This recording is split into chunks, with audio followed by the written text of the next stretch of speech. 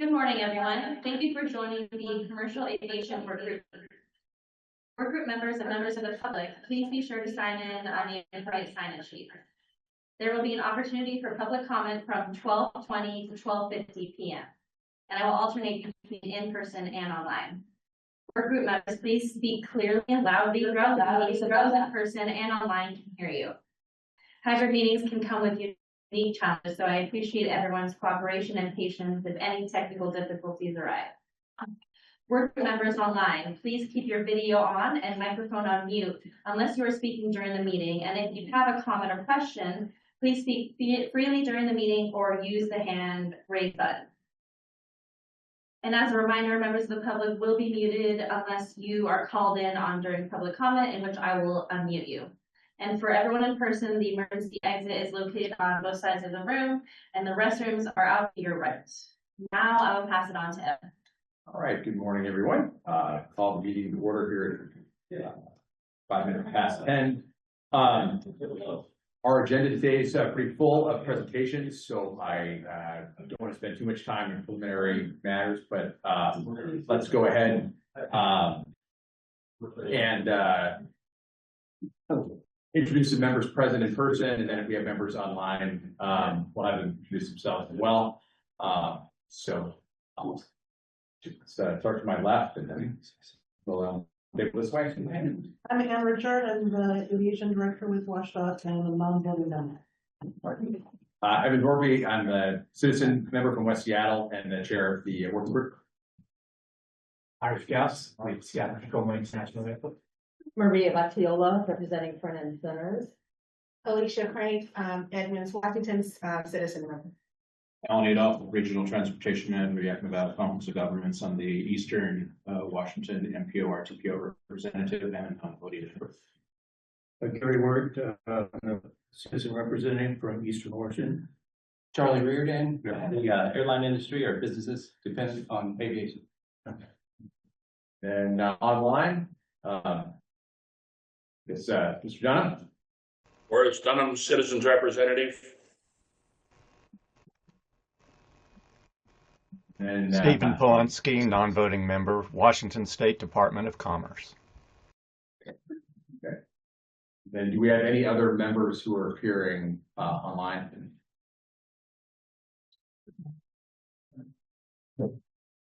Then we have Richard Mueller of Grant County International Airport in person as well.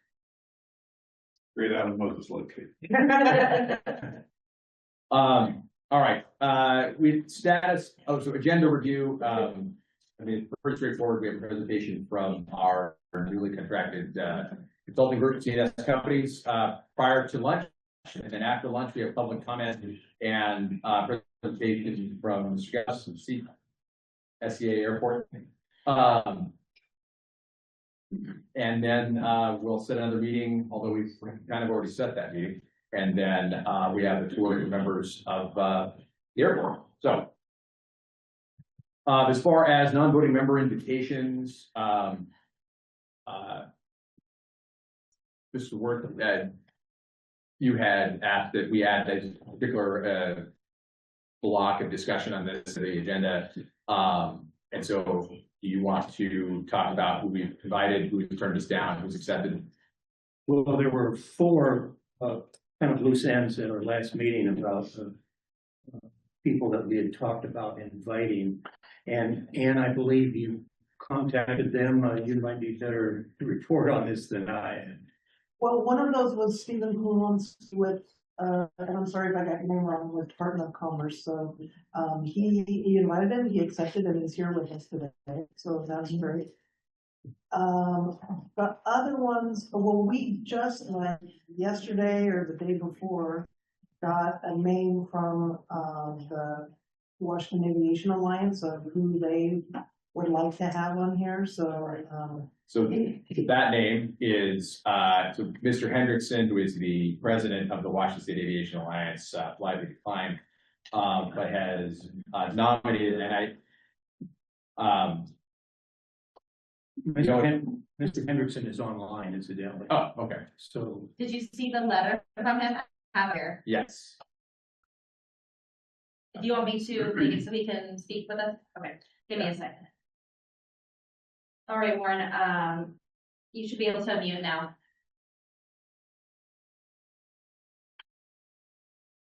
Oh, good morning. Thank you.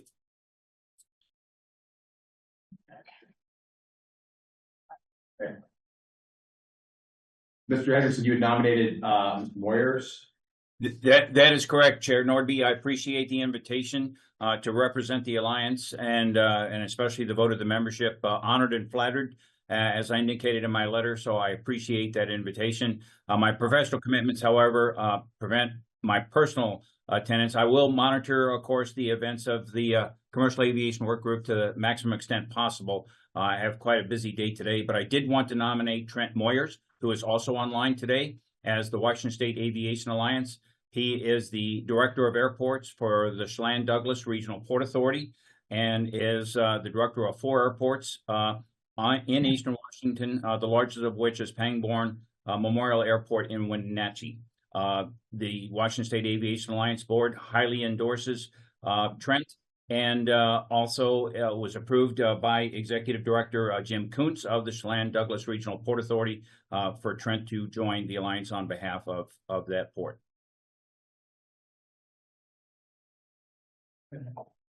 And the other person that we were going to ask was the new airport director of Yakima's Airport. And do you know the status of that, Ann? Have we reached out to him yet, Christina? What's his name? Chris Hopkins. Yes, he accepted. Okay. Yeah, he accepted, and Steven, yeah, he's on here. Okay. And was there a fourth one? Well, the other one is, the new airport director at Spokane, so. Oh, that's right. Larry Crowder had left, but that has to be appointed by the governor's office, so I've, communicated with Dave Herring at Spokane, and he indicates that he's working on doing that. Okay. So that's the 4, Mr. Chair. Okay.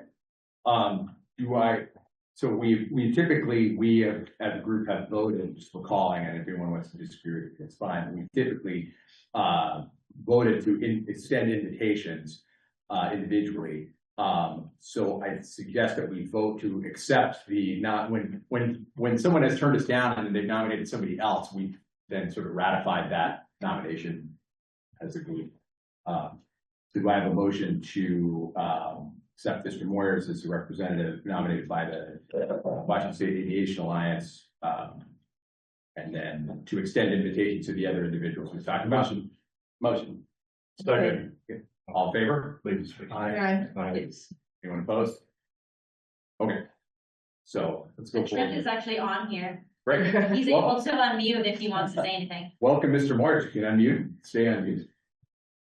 No, I'm happy to answer any questions, happy to serve as well. So I appreciate Warren's flattery as well throughout. So if any questions anybody has for me, I'm here to help.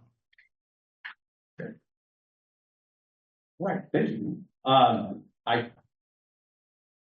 Turning back to the agenda, does anyone else have any other updates as necessary? All right. Hearing none. That would bring us to presentation from CNS. Great.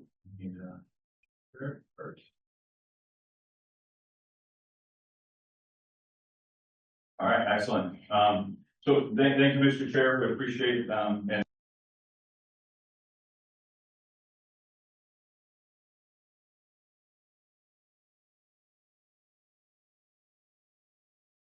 It just went out. Oh, it's back. it's back now. Okay, I can come up here a little bit.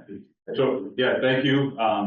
And welcome. We're excited. Since December, we were able to get the contract done, and we worked on what we're calling an initial work plan for the first half of 2026. And that's really some things that we think are set up to help bring a baseline of information to this work group, as well as spur some thought and get some folks thinking about how we and what we look at going into the second half of 2026, and ultimately beyond that, right? But realizing that there was a lot of information, right? There's a long history of planning in the region. Goes back to the 70s. Since we've been selected, I had a lot of people reach out to me and share a lot of information and background and different things that I think are important, but also it's a lot, right? So what's most important right now? And that's really what some of this initial work, Steve Van Beek is going to take us through here today. But the 7 items that are in the work plan, I think February to June, the 3 meetings we have, the state of the industry, aviation industry in Washington, current demand to 2050. There's a lot of influential market considerations that need to be taken into account as well. We are getting into that literature review. There's been some recent reports and studies that I think are important to understand and take in here. We don't want to recreate a lot of this work that's already been done as well. And then the meetings, and we'll come back to the meetings at the end of here, right? We have the Moses Lake one set, but we need to set the June meeting. So some of this information is kind of a rolling work plan, if you will. So you're going to hear some things today. We're going to build on it at the April meeting and then even into the June meeting. So with that, I want to hand it over to Steve and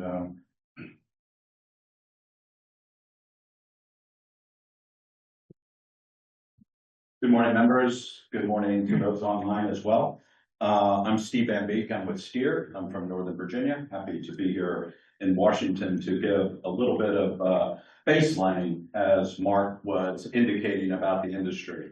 So I'm going to talk a little bit about today the national industry, and then we're going to zoom in to Washington a bit.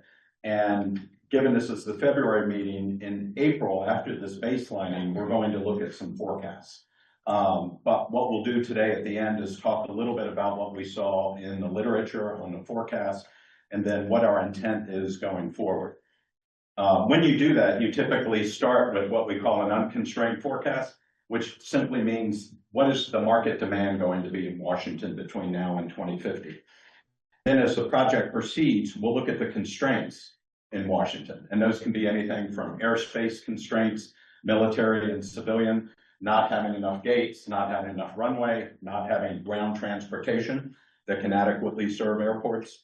And we'll look at that. And we'll also look at, things like Seattle directly and its constraints going forward. And we're going to hear from Eric later from the Port of Seattle, and you'll see a pretty good alignment of what we see and what Seattle sees as their challenge.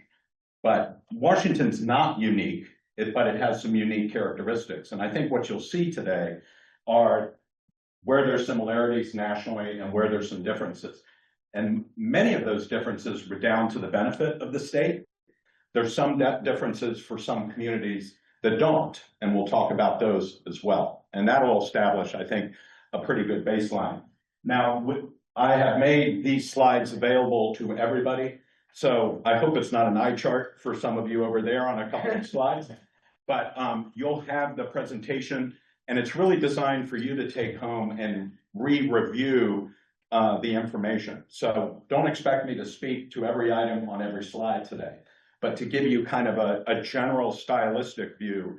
And then when you're home, you can do your homework, come back in April, and we can discuss it further if you'd like. The other thing, just logistically today, we want to use the whole screen for the presentation, but that means members online, I can't see you. So you can unmute and speak, and then we'll address you. I also have a break between each of my sections of the presentation, and I'll stop there and then ask for any questions and discussion. So as far as folks online, they don't have the power to unmute themselves, but I think they can message Christina and then, or ask members can unmute themselves. Oh, the members can. Yeah, Okay. members can, yeah. Great. So does that make sense to everybody? All right. Well, let's stop talking and get going. Here's the agenda today. Airline deregulation and historical development. Today's Washington traffic patterns, Washington State. We were asked to talk a little bit about airport congestion and slots. We're going to do really a basic 101 on that today, because when we get into constraints later in the year, we'll dive into slots a lot more together with Seattle, which You'll see where they play in that. We also asked to speak about the hub and spoke, the network airline system, and the consequent effects that has on small community air service.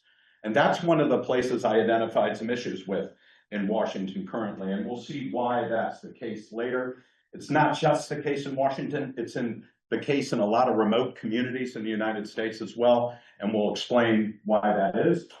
And then we were asked to speak as well about the airport improvement program, and we're going to relate that to funding of airports overall, as well as a little bit about airports as organizations, because they are very unique. They're somewhere between public and private, and we'll talk about that and what the implications are for sort of this group setting the strategic direction of this project for the future. Okay, so let's start with airline deregulation and historical development. The U.S. is unique in its roles within the aviation system itself. If you start with the federal government, unlike many of the most advanced aviation nations of the world, our government operates air traffic control. It not only regulates it, saying how it should be done, but then it also operates it. And it's been in the news a lot lately. The accident in Washington National, a shortage of controllers, technology not being brought online as quickly as we would like. And we'll get to that later when we talk a little bit about constraints in subsequent meetings. But the federal government also actually provides a fair amount of capital funding for airports. And this is really unique worldwide. And most of that funding proportionally goes to the smaller airports. If you have 10,000 enplanements, which is, think 30 enplanements a day, 30 boardings a day, you get 1.4 million a year in capital, right? And that helps to provide some of the infrastructure that both the government mandates and they change. And that's unique globally. And then airport regulation, U.S. airports, as Arif can describe, are very highly regulated, not only on safety, but also economically. And this sometimes can tie the hands of airports a little bit when they want to do things like produce a capital development program to respond to increases in demand. Local government, unlike a lot of the world where some airports are privatized, think London Heathrow, right? In the US, they're owned and operated and controlled mostly by a variant of local governments. Can be cities, can be counties, can be what we call special authorities, right? And all of those really have the public as, service and the public as their ultimate goal. And we'll talk about this later, but the private sector airports, obviously, their number one goal is their bottom line. Now, they hope that they can make a profit and also serve, but they have shareholders. Our shareholders in the US are really our constituents of the local and state governments that own and operate the airports, right? That makes us, again, a bit unique globally. And then finally, the private sector, we have airlines, obviously, concessions at airports, generally operated by private providers, and then the service providers, the rent-a-car companies, the shuttles, a lot of other services that are offered at airports. So it's not a one-size-fits-all, and these operate a little bit differently at every airport, as we'll discuss. But the major event in transportation generally in the 1970s was airline deregulation. And this actually followed trucking deregulation and rail deregulation. And what happened in a lot of these industries, as we'll see in a moment, was a consolidation, a lot of mergers, and also increases in demand. So what does deregulation basically say? The ADA of 1978, maximum reliance on competitive market forces was best for efficiency, innovation, and low prices. Remove regulations on the rates, routes, or services of an air carrier. And air carriers could now generally set prices on a market basis and fly to and from destinations of their choice. Now, that's one of the factors that's led over time to challenges in small communities, because if they don't have enough demand to create market, the carriers are going to find a better use for that airplane than serving that small community. And we'll talk in recent years later how that's actually been compounded by a bunch of other industry trends. Okay, so we'll come back to that. But post deregulation, a wave of consolidation unfolded with the airline industry. So all the big carriers we think of today, right? Delta, American, United, Southwest, and then Alaska, all were made up of a lot of cousins, and they became sort of one entity over a period of time. So at least when I was young, a lot of those airlines are now gone. Continental, Eastern, Braniff, right? And they've all been sort of consolidated into these entities, right? Some of that's been good, some of that's been bad. In Alaska's case, we know recently about Hawaiian, and we'll talk a little bit about that, but they also acquired Virgin America about 10 years ago. And that turned out to be a really important point because that lifted them to the number 5 airline in the US. And we'll talk about why that really matters for Seattle and the state of Washington. Okay, any questions about deregulation, mergers, consolidation, members? And company. One point I think is important to understand that deregulation to Steve means something different than what it means to the public. And by that, I mean that the Deregulation Act deregulated airlines from a financial perspective, but airlines remain heavily regulated. And so this is not a deregulation in the sense that they can fly anywhere, do whatever they want, operate however they want. Just the financial piece was taken out of federal regulation. That was very important. Yes. Very important. But the operation of the airlines are heavily regulated by all kinds of entities. Yeah, and at the time, it was considered really for the benefit of consumers. And Senator Kennedy at the time, Ted Kennedy, actually led it with an aide named Stephen Breyer, who would later go on to the US Supreme Court. So not the typical people you would think of for deregulation per se, unless you would know it was driven by trying to get consumers lower prices in the market. Can I ask you a question? Sure, of course.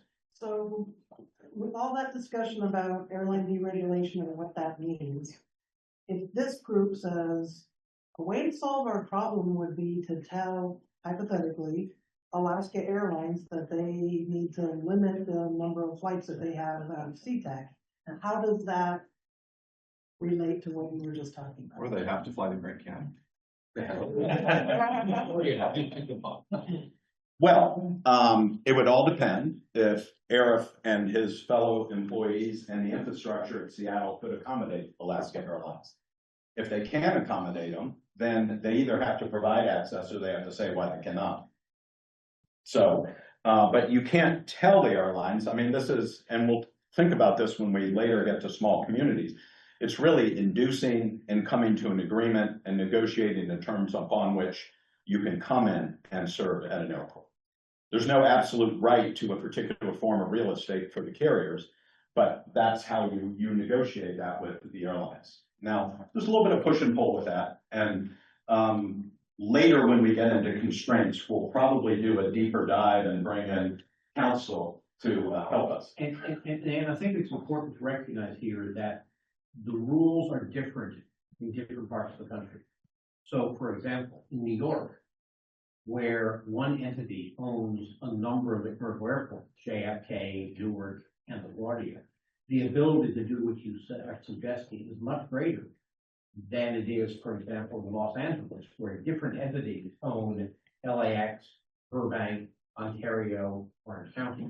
And one of the values of this group is to think about the system and whether there are structures you can impose in the system that get you closer to New York and further from Los Angeles in terms of your ability to control where airlines can and can't fly. Yeah, like one great example is like in Las Vegas, they have really made an effort to prioritize the major airport there for commercial service. And they've encouraged general aviation, sometimes with pricing, to move to general aviation airports like North Las Vegas. And that frees up then incremental capacity at Las Vegas for Southwest Airlines, United, whomever. And so when you have a system though and a common owner, it allows you to be very deliberate about those types of strategies that Peter's indicated. And you don't really have, maybe none, in Washington State, multi-airport owners I can think of. Certainly Port of Seattle has one airport, Snohomish County has one airport, Spokane has two airports. Yeah, they're a little bit of a system, but. But it's closer to your Yes. description of Yes. a phase that way. That's right. So if we look at airline traffic today in Washington, commercial airline traffic, and this is end of year 2024 information, but you can see the top 16 airports in the state of Washington. A couple of sort of almost tiers here. You have Seattle, you then have Spokane, and then you have this little small non-hub tier of Tri-Cities, Painfield, and Bellingham. And then as you go down, you can see it drops off pretty quickly. When you get to number 16, you're dealing with less than 5,000 employments a year. Right? But there is obviously a big dog in town, so to speak, and that's Seattle. And as we'll see in a moment. Well, hold on. Yep, okay. We'll see in a moment how big a dog. Oh, I'm sorry, I'm being inartful. So if we look at capacity over time, right, there we were looking at passengers. And so on the next few slides, I'm going to talk about passengers, capacity, which are seats in market, and then we'll talk about airline operations, which are movements of aircraft. Okay, and the differences of those three over the last 25 years, as we'll see, has really changed airports completely in terms of what their capacity challenges and infrastructure challenges are. But if you look at the long term, if you look at the last 25 years since 2000, what you can see on this chart is Washington State has actually outperformed the overall industry on the blue line, and it's even outperformed the large hubs nationally. It's outperformed the small hubs, the medium hubs, and the smaller.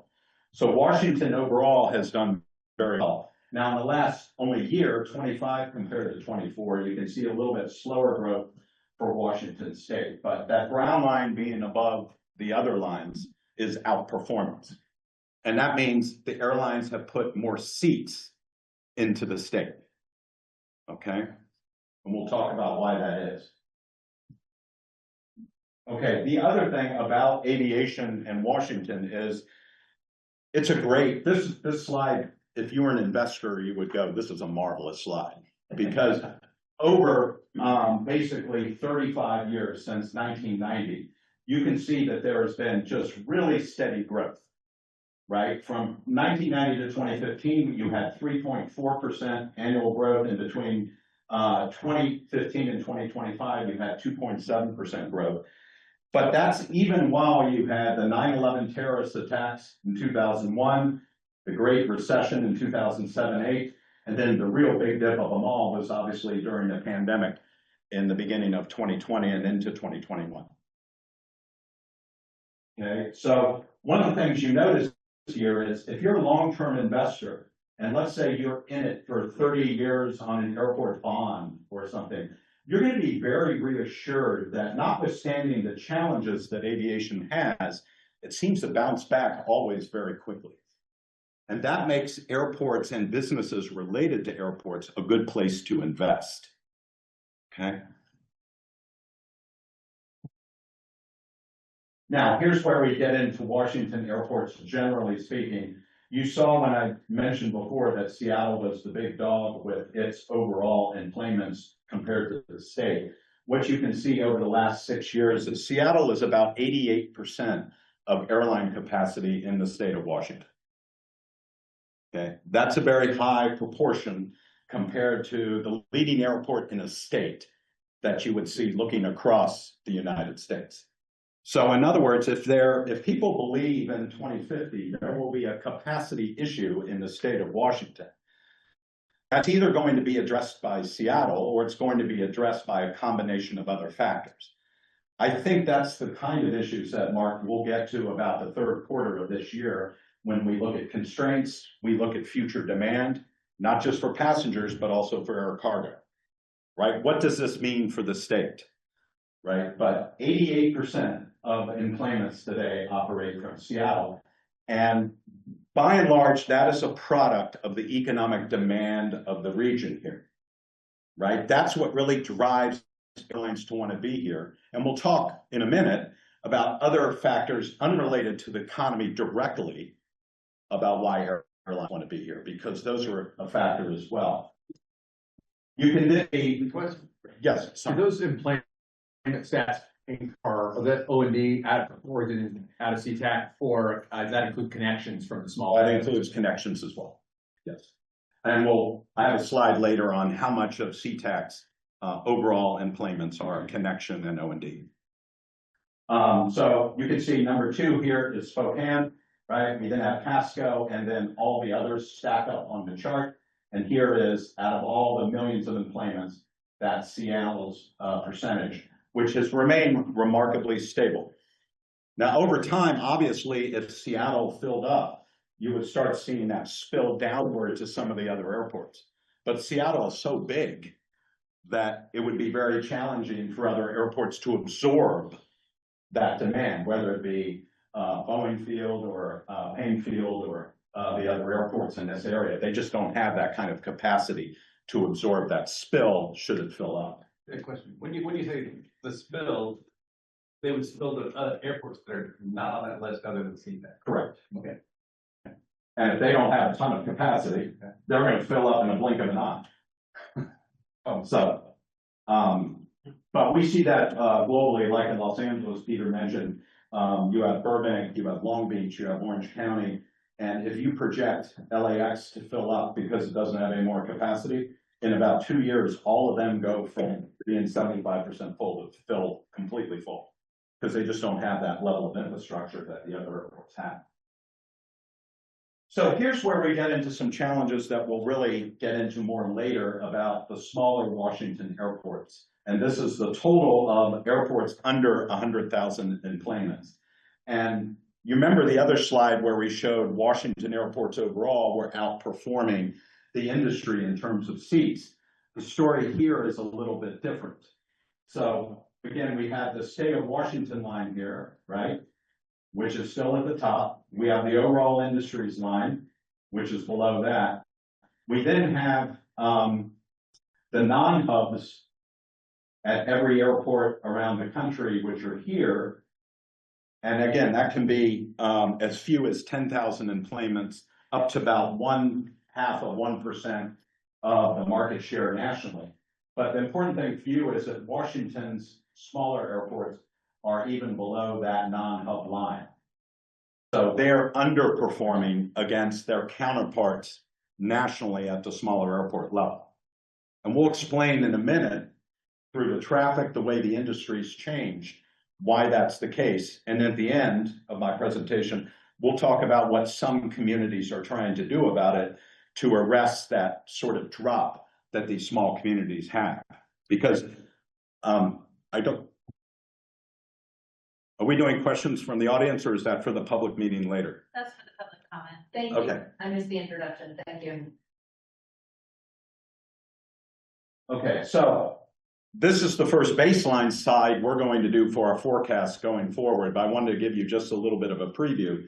This is the forecast for 2026 based on schedules that have been filed by the airlines today. So this is not actual flown. These are ones we predict will be flown, and these are put in what's called the OAG, which is the compilation of airline schedules. Okay, to be clear. And when you look at this, Washington airports in 2026 are forecast to grow 3.3% from 2025. In aviation terms, that's still very strong growth, driven by Seattle's 3.5% growth and Spokane's 3.8% growth. Now, those aren't final yet, and airlines change schedules all the time. And sometimes they schedule things so other carriers might not be able to schedule things. There's a little bit of a game that goes on with that we'll talk about. If we're gonna start talking about forecasts, it's important to Yes. put all those caveats on the table. To be a little bit snide about it, they're always wrong. And for the reason that Steve mentioned, that the last point is very important in that forecasts are used by different people for different purposes. Those who build airports look at forecasts in terms of what their capital needs are. Other airlines look at forecasts from a purely competitive business perspective. And so for example, last month, Frontier Airlines published no schedules after April 30th this year, none. Zero. You couldn't find their schedule.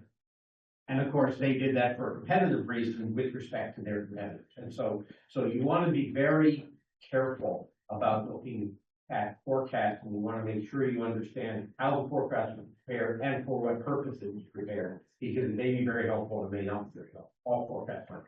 Yes. And so you can see we've stacked up the individual forecasts by schedule for each of the airports: Seattle, Spokane, Pasco, Painfield, Bellingham, and then the other ones at the top. Okay, so we'll keep an eye on this, but this is also how you build out a 20-25 year forecast. You look at the base that was flown, and then you look at the schedules, and you iterate that as they're actually flown, and then you sort of project out using economic growth and other data, aircraft deliveries, airline strategies about what the forecast is going to be. When we meet in April, we'll have an unconstrained forecast between now and 2050 that will help to inform our look at aviation after that. Okay, so this is a prediction, as Peter indicated.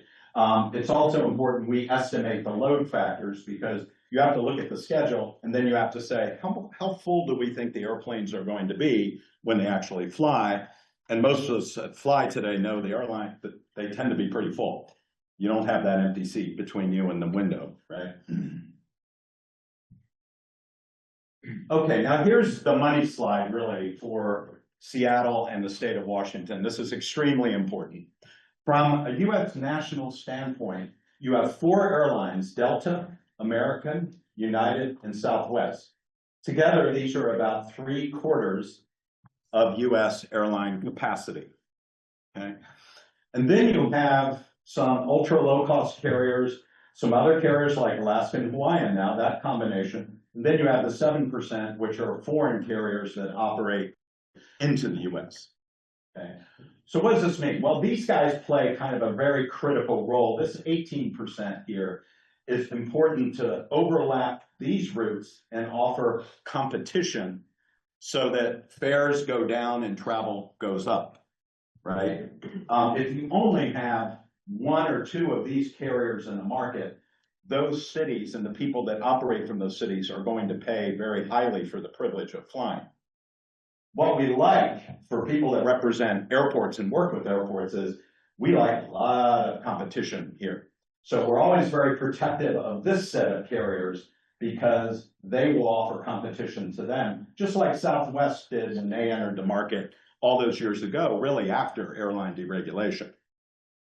But then compare this to Seattle, where, forget these 4 guys for the moment, but this little slice here owns more than 50% of Seattle's market at 52%. Okay, and then you have Delta, right? They used to be frenemies. Now, I don't know what we call them anymore, Eric. Other international, and then a variety of other US domestic airlines, right? Now, this is very important because this tends to make Seattle very competitive. And you have a lot of airlines that overlap each other's route networks to similar destinations, right? When you get that, you tend to get much more competition. And when you get more competition, fare goes down. More people then fly with the lower fares, and it creates this virtuous cycle. But that virtuous cycle also can mean that your forecasts that you may have made several years ago are all of a sudden out of date, because Delta and Alaska decide we both want this market. So we're going to add flights over top each other's flights to try to draw passengers to them. So what that means is it's both a function of economics, which are very strong in this metropolitan area, right? But it's also a function of airline competition, because both want to be the big dog in Seattle and offer them in their network. Seattle is very unusual in the United States. There are no other cities of this size that don't have one of the top 4 carriers as their dominant. Yes. Now, we could spend a long time talking about whether that's good or bad. but it certainly introduces a level of competition. Let's go to San Francisco, let's go to Atlanta or Salt Lake. Or even Boise, Or Boise. yeah. And you're going to have one of the top four, the big four carriers is going to be the dominant carrier, and they're going to be fighting amongst themselves. You have a very different dynamic here. And part of that is that, as we talk about the Delta and Alaska fighting, but the other big carriers have not given up on Western Washington. And they are all looking for how do we get our piece here? Because there's this small airline, what's their name again? Oh, Alaska. That as far as they're concerned is important, but in this region is critically important. So you have a level of competition that's very, very different in this marketplace than you had in other comparable South cities. That's right. And one of the graduate school questions that we'll get to later in the year is, what if Seattle starts filling up? How many connections do we want a day to San Diego, to Boise, to Denver, these domestic destinations? And how many do we want to Asia, to Europe, to Latin America? And what is most valuable for the community as you start seeing a scarcity of infrastructure and ability of airlines to access? Now, there's not one right answer to that, but as we get into the constraints in the third quarter of this year, we'll talk a lot about what the strategies may be going forward. And obviously, we'll be hearing from Eric again about that as we get into those issues. They're not easy issues, trust me. Okay, then in terms of global airline alliances, this is also a function of mergers and also US restrictions on ownership and control of airlines. So in the US, a foreign entity cannot own more than 50% of a US airline, and they can't own more than 25% of the voting of an airline. So what this means, and it's precipitated beginning about 1990, you started to see airlines like, at the time, Northwest, which became part of Delta, but Northwest got into what was called an open skies agreement between Northwest in the US and KLM in the Netherlands. And when they did that, they created a code share between the two, which the US government approved. Now, code share is sort of a virtual airline put together. So if you want to fly today from Seattle to Amsterdam and beyond, let's say to Munich, the first flight might be operated by Delta, but the second flight then could be operated by a global alliance partner of Delta's in the SkyTeam Alliance. And the beautiful thing from a customer standpoint is that flight, two segments, two different airlines, right? They will put that on one ticket for you. They will actually move your baggage between those two airlines. And they might even give you miles on both of those airlines and double it if they're having an offer or something, right? So consumers have sort of benefited from this. But the reason we have these alliances is because we don't allow foreign ownership and control of US airlines. Otherwise, what you might have had 20 years ago is Lufthansa or Air Canada come in and buy United, right? And then they might actually start creating a global airline, right? Which is almost what Emirates is today in some respects, right? But that really explains this. And so just like with having multiple domestic airlines, having multiple alliances allows travelers from Seattle to reach all ends of the world on these different alliances. And the more you have, the more competition you have. So if you're going to Munich, you might go over Amsterdam, you might go over London on One World, or you might fly nonstop to Munich on United, right? And so you have all these different choices. So that's just to show there's a pretty good balance of the global alliances within the United States. In Seattle, when Alaska decided to join up with American in the One World Alliance, that then made that the dominant alliance operating out of Seattle because of Alaska's market share. So is that all kind of clear? That's important as we get into international air travel. Now, and I think Eric might give a little bit more detail on this later, but you can see Seattle's been actually very successful in connecting to the world, doubling its international destinations to nations from 2016 to 2026, doubling it from 13 to 26. And what's been remarkable in Seattle is this growth since COVID, right? And the growth is made up of sort of the traditionals, but then there's this, it's hard to see on this, but you can see it when you get home. This little category, which is the top bar, and you can see that that's growing. So Seattle's extending its reach internationally to a lot of destinations. And this means a lot of options for travelers here. Most of the West Coast, by the way, has not shown that growth pattern because we've had a lot of issues with Chinese air travel, which today is limited because of some aviation tensions, and also because of the closure of Russian airspace, which makes it hard to get from here to there, depending on where you're flying, because you can't overfly Russia anymore. My favorite example is Newark to Singapore, which now is the longest flight in the world because they can't fly over the pole and over the Kamchatka Peninsula in Russia.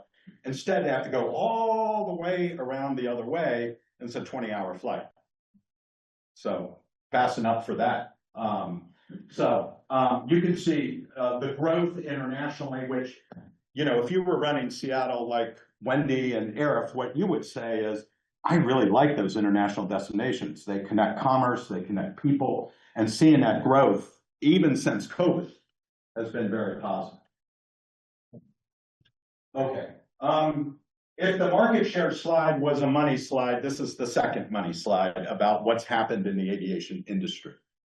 So look at 1990 to 2024, and we have three statistics here. First are passengers, which you can see are up 200% since 1990, and a 5% growth since 2019.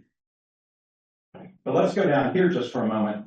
The number of airline operations in Washington state has only grown 50%, with 2% growth since 2019. But if you look at seats, they're up 100% and 4% growth. So what's happening? Well, airlines are delivering people on aircraft in very different ways than they did all those years ago, right? So the first difference is, as we mentioned, they're packing their planes full of passengers, and they like the people up front to pay a lot of money, and then they get the last seats filled by putting sales on and discounting those and making them available for frequent flyer rewards. And that means that you have very few open seats in the aircraft. That also, from an airline standpoint, is extremely efficient. They've all raised the pay of pilots recently, and the more people you can put on a plane, the more revenue you have against the costs, be that the cost of leasing the airplane, the cost of paying the pilot, the cost of paying for the fuel. So this has been a key part of the airlines being able to get their cost under control as well. The second thing is, though, the 100% growth. They're flying bigger airplanes now, right? And this is good for airports like Seattle. It means more people coming in per operation. So if Seattle has not as many gates as it needs, or its runway system, right, isn't quite big enough, if we were operating in 1990s terms, Seattle would already be under level 3 slot controls and controlled by Washington, D.C. But because aircraft have gotten bigger and we've filled them up, we've now allowed more passengers per operation to come into Seattle. This data means something very different for different airports. I'm getting there. Okay. I'll let you tell you. So the flip side of this, and we'll get into this a lot later, is that the very small communities that relied on those 50-seat regional jets that we all used to fly, those have been, for the most part, taken out of service by the airlines and replaced by 70, 90, 130, and above seaters. So that means a lot of things. Number one, some communities can't just support a bigger aircraft, because rather than putting 50 people in it, they have to put 70, 90, over 100 passengers in it. And the airline said, no, you can't really support that. The other thing it might mean is you might have connected a community like Pasco to Seattle with 7 operations per day in the old days. And you may have cut that back to 3 because you're using larger aircraft now. So you can't really have 7 times 50 might be 350 passengers, but the same 3 planes can now move what used to be those 5 planes or 7 planes that moved, right? So that's really made it challenging for a lot of these small communities. And many have lost access completely to the national aviation system. And even the ones that are still there may now have fewer airlines and fewer frequencies. And that makes it much more expensive to fly to those small communities. So we'll get to that in some more detail later. So this is part of the tension that this group has.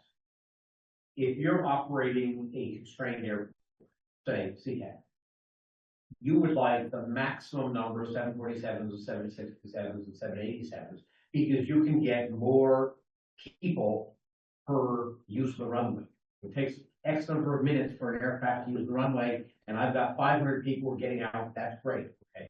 At the same time, that's very bad for those enslaved because instead of having 7 flights a day into Seattle with 50 people each that take up the same amount of runway space, now you got 1 a day.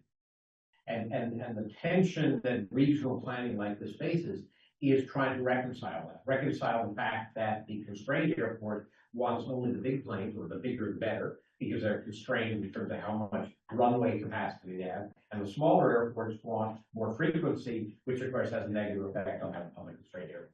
So that is an inherent tension anytime you try to do a regional air system plan. So this not only sort of influences what type of air service you'll have in a community, but as we'll see, it also influences what kind of infrastructure that you need and where your capacity pressures are. This slide, I'll just do briefly, this just shows you over time what's happened with the size of aircraft. So these 50-seaters, you know, as late as 2013, they were almost a third of the US domestic fleet. By 2025, they're down to 11%. We forecast they're going to be down to 4% in 2035. By the way, we're not building any of these anymore. And actually rehabbing that aircraft and bringing it up to spec when it's old is very expensive in and of itself. And so that's a challenge for those airlines. You then have like the Embraer 170s. This is a favorite of Alaska Airlines, by the way. And you can see that over time, 15%, 22, 23. And then you have the narrow bodies, the Airbus 320s, the Boeing 737s, and you can see now they're up to, in 2035, they'll be 2/3 of the fleet in the US. And 737 is not just the 737. A few years ago, you would fly on one that had 130 seats. Now you can fly on one that has 200 seats, right? So they've become packed too. So as you see more and more upgauging, right? That makes the air sites at Seattle more efficient, but it makes small community air service at other airports harder. And we'll talk again about how to reconcile that. And then finally, you have the new generation. Whoops. Boy, I got ahead of myself there. Wow. Of the wide bodies, and these are, you know, the twin aisle aircraft, the Boeing 787s, the Airbus 350s. Very nice aircraft to fly a long range. I recommend those two if you have to go to Asia or elsewhere, especially up front. They're much better. And those are very key for some of the most populous hubs around the world because you want to deliver, particularly if there are constraints, you want to deliver more passengers per plane into London Heathrow from New York, into Seattle from Paris or wherever it might be. So the trends we're looking at today are only going to increase in their intensity, at least sitting here today, but it takes a long time to design, build, and get a plane delivered.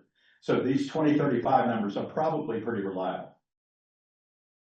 So what does this mean for airports? Well, there's both challenges and opportunities by this. So let's start at 12 o'clock here with the air side. Upgauging of fleets, seat loads factors increasing means the runways at Seattle get more passengers per operation. That has extended the life of a lot of airports around the country. Today, San Diego, if we had seen those trends that we saw 30 years ago, again, would already be under slot controls.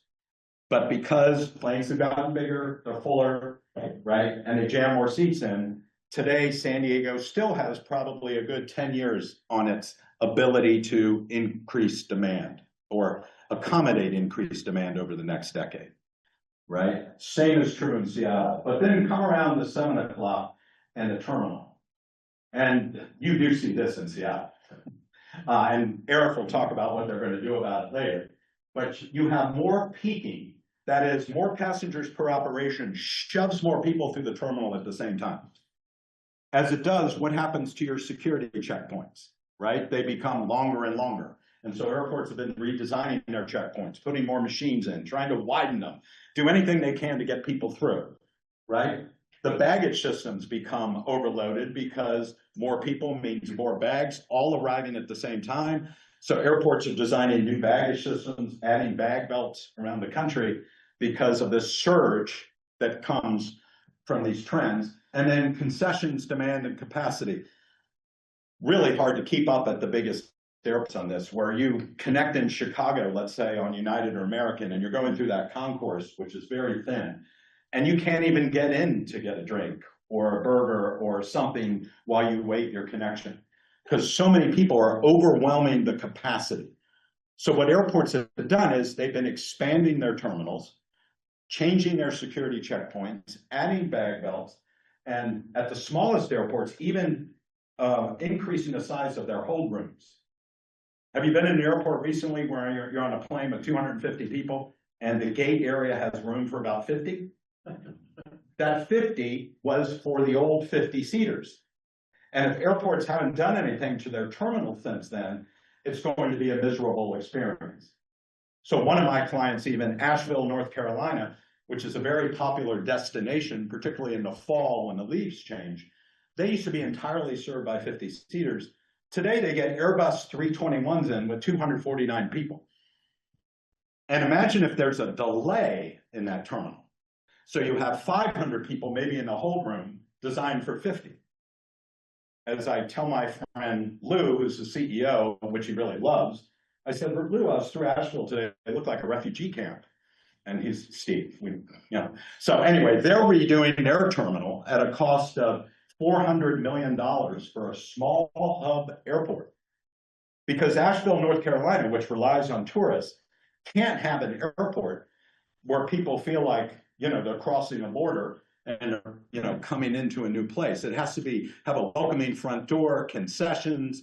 And so they've done a lot and taken on a lot of debt to put in a new passenger terminal there.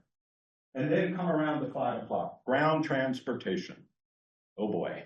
At a lot of airports, the most challenging place are the curbs when you're departing, right? God help you if you're in Fort Lauderdale during peak time. But you'll be there and there'll be 3 or 4 cars stacked up from the curb as everybody comes in at the same time, right? And the problem is those roadways, many of which are fit into an airport and they're very difficult to change, right? And you don't charge passengers for using the roadways, which is another issue we can talk about someday. So it's very hard for the airport because they don't have any revenue basically to put against the expansion of that roadway system. They have to use their own discretionary revenue, which they might have needed for the terminal or their match on a FAA provided grant for the runway. Right? So how do you do that? Well, Seattle's been sort of foresightful in connecting transit to the airport, right? And trying to offload because, it's very, I don't even know if you could expand the roadway into Seattle from certain regions here locally, right? So the only choice you have is to aggregate people in some other vehicles and bring them into the airport. So that's very much a challenge, ground transportation all over the country. New York, Washington National, where I fly out of all the time, Charlotte, Chicago, just everywhere, ground transportation's a problem. So the way to think about it is the airline-centric part has become more efficient. The people-centric part has become very challenging and congestion, and the vehicle side of the equation, getting to the airport, has become challenging as well. Now, the hard part from airport leaders' standpoint is, you see these 2 areas, there's a lot less federal money for those areas in that airport capital funding. the FAA tends to focus its grants on this area. And so airports are kind of on the hook here. And the one thing that you need here, you want that little thumbs up because you want all this to be in equilibrium. Because we'll see in a moment, a good passenger experience is only if you get off the ground smoothly, you get through the checkpoint, you have a nice whole room to get on your flight, and then you don't have delays on the air side and you go, well, my experience from Seattle was great today.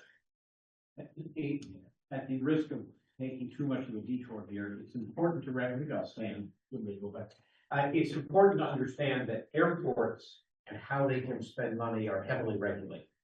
And this is particularly important when you look at ground transportation, because many airports don't have the legal or the financial ability to address their ground transportation costs. Because either they don't own the roadways, or the congestion is on a state or an interstate highway over which they have no authority, and they cannot spend airport money in Maine.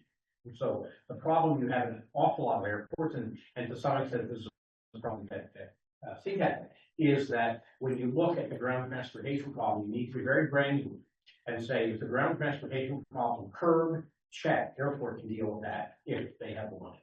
Is it the access road between the main highway and the airport can deal with that. Is it on the highway getting off? They can't do it. And then another source of revenue has to be found, another source of authority has to be found. And so you need to be very careful when you look at ground transportation constraints, understanding that it's actually more difficult to solve than when they seem like the air side of the terminal. Yep. So, again, being head of an airport is harder than you think it is sometimes.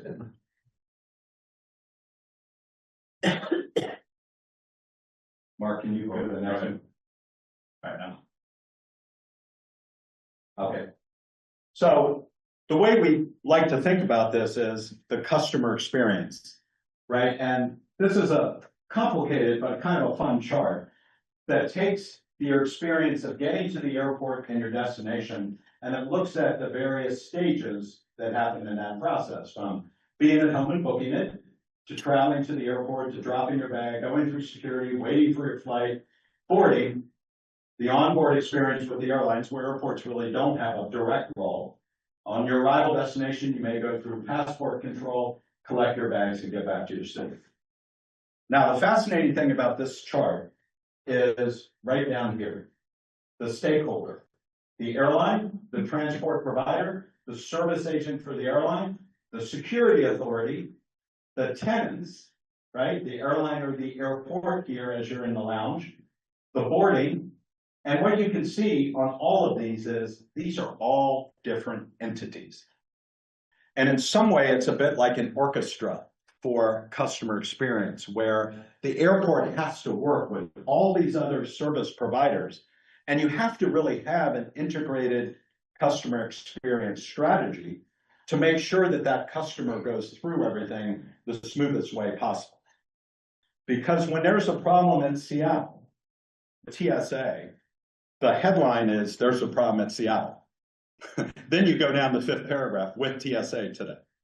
So the airport really has to sort of be the conductor of this customer experience orchestra to make sure that people have a good experience working all the way through. So the airport has to work with the airlines. Maybe Alaska puts in some new nice kiosks in the terminal and allows people to get through more quickly. With TSA, maybe the airport works with TSA to get faster machines to look at your handheld luggage as you board the aircraft and to review your security person.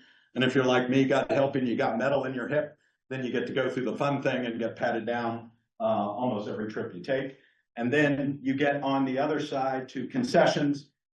Do we have good companies there providing good food and service to people? And then the airlines. Does the airline actually have somebody at the ticket counter when you have a delay?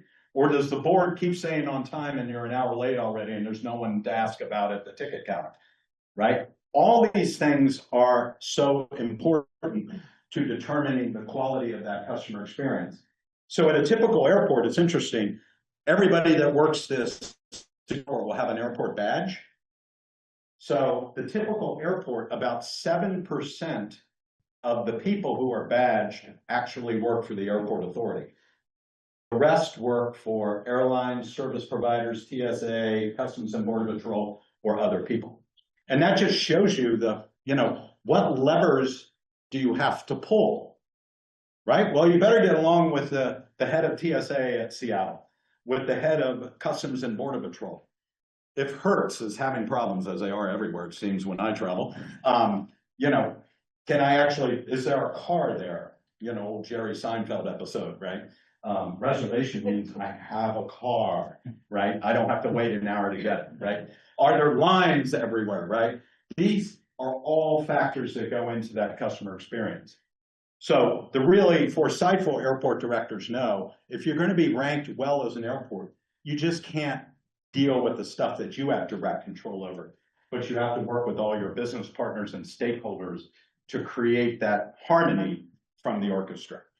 And Right. Steve, the policy call here, which is really important, as people don't have the same answers, is which, if any of these, do you care about? Because there are airports that say, we really don't care about the passenger experience.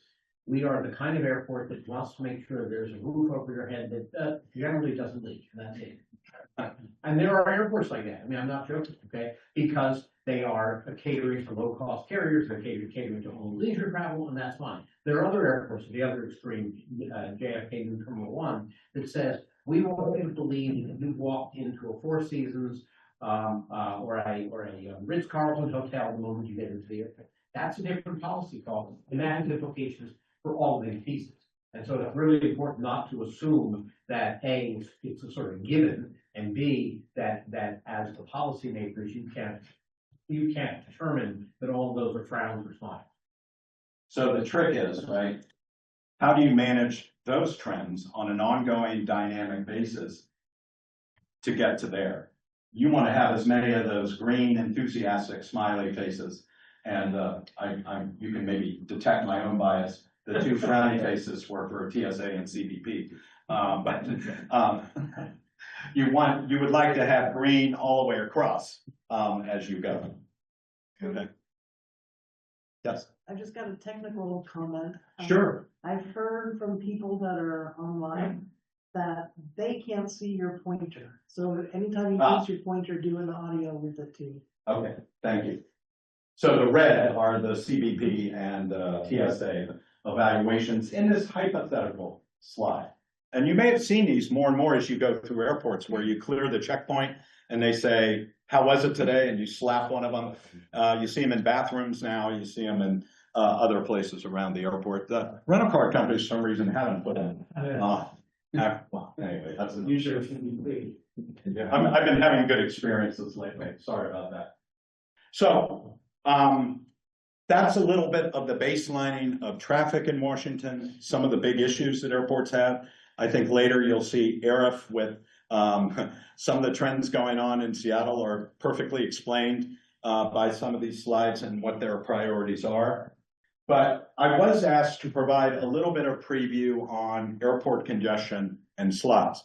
And we'll first start off just with a little thing on why it's hard to deal with airport congestion. And then what are the mechanisms if you have sort of a lid on capacity, be it the airfield or the airport terminals. And there are certain mechanisms for that. We'll dive more into that when we get to, as I mentioned later, the forecast and the challenges of meeting demand. But I was asked to provide just a little bit of intro today, so we'll do that. You're going to see a similar slide to this later on Seattle, but this is another one of my clients where I've worked a lot. This is Boston Logan International Airport, operated by the Massachusetts Port Authority. And this is their runway system. These are their terminals, and they're basically on an island. And so you can't see it here, but there's interstates coming here, there's tunnels coming here, and it's a very challenging place dynamically. This is your terminal complex, and you can see the roadway system sort of coming in here, and they've tried to make incremental progress on that roadway system, but there's very few places to go, right? So imagine here, if you said, one of the things we're going to try to do is to expand these terminals in order to deal with some of these trends, where are you going? Right? You're sort of surrounded by water and other infrastructure. The other thing that sometimes happens, and we saw this at LaGuardia, is you'll decide, well, maybe we can bump this out just a little bit here and extend the terminals out there. Of course, if you do that, then you inconveniently have to start moving taxiways and runways all over the place. And that becomes prohibitively expensive. Right? As I say, if you build anything, build a new terminal in aviation today, it's $1 billion. If you move something, it's $2 billion. If you build a greenfield airport or do something else, it's $3 billion. It's very, very expensive. Now, it is true that if you build additional capacity, a new runway, a new terminal, you get more passengers come in. With those more passengers, you get more revenue.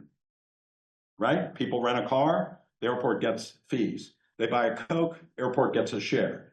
Right? They fly an airplane, the airline pays you a landing fee and a gate rental with the airport authority. But here's the problem. That money comes in one passenger at a time, and it's a very linear relationship.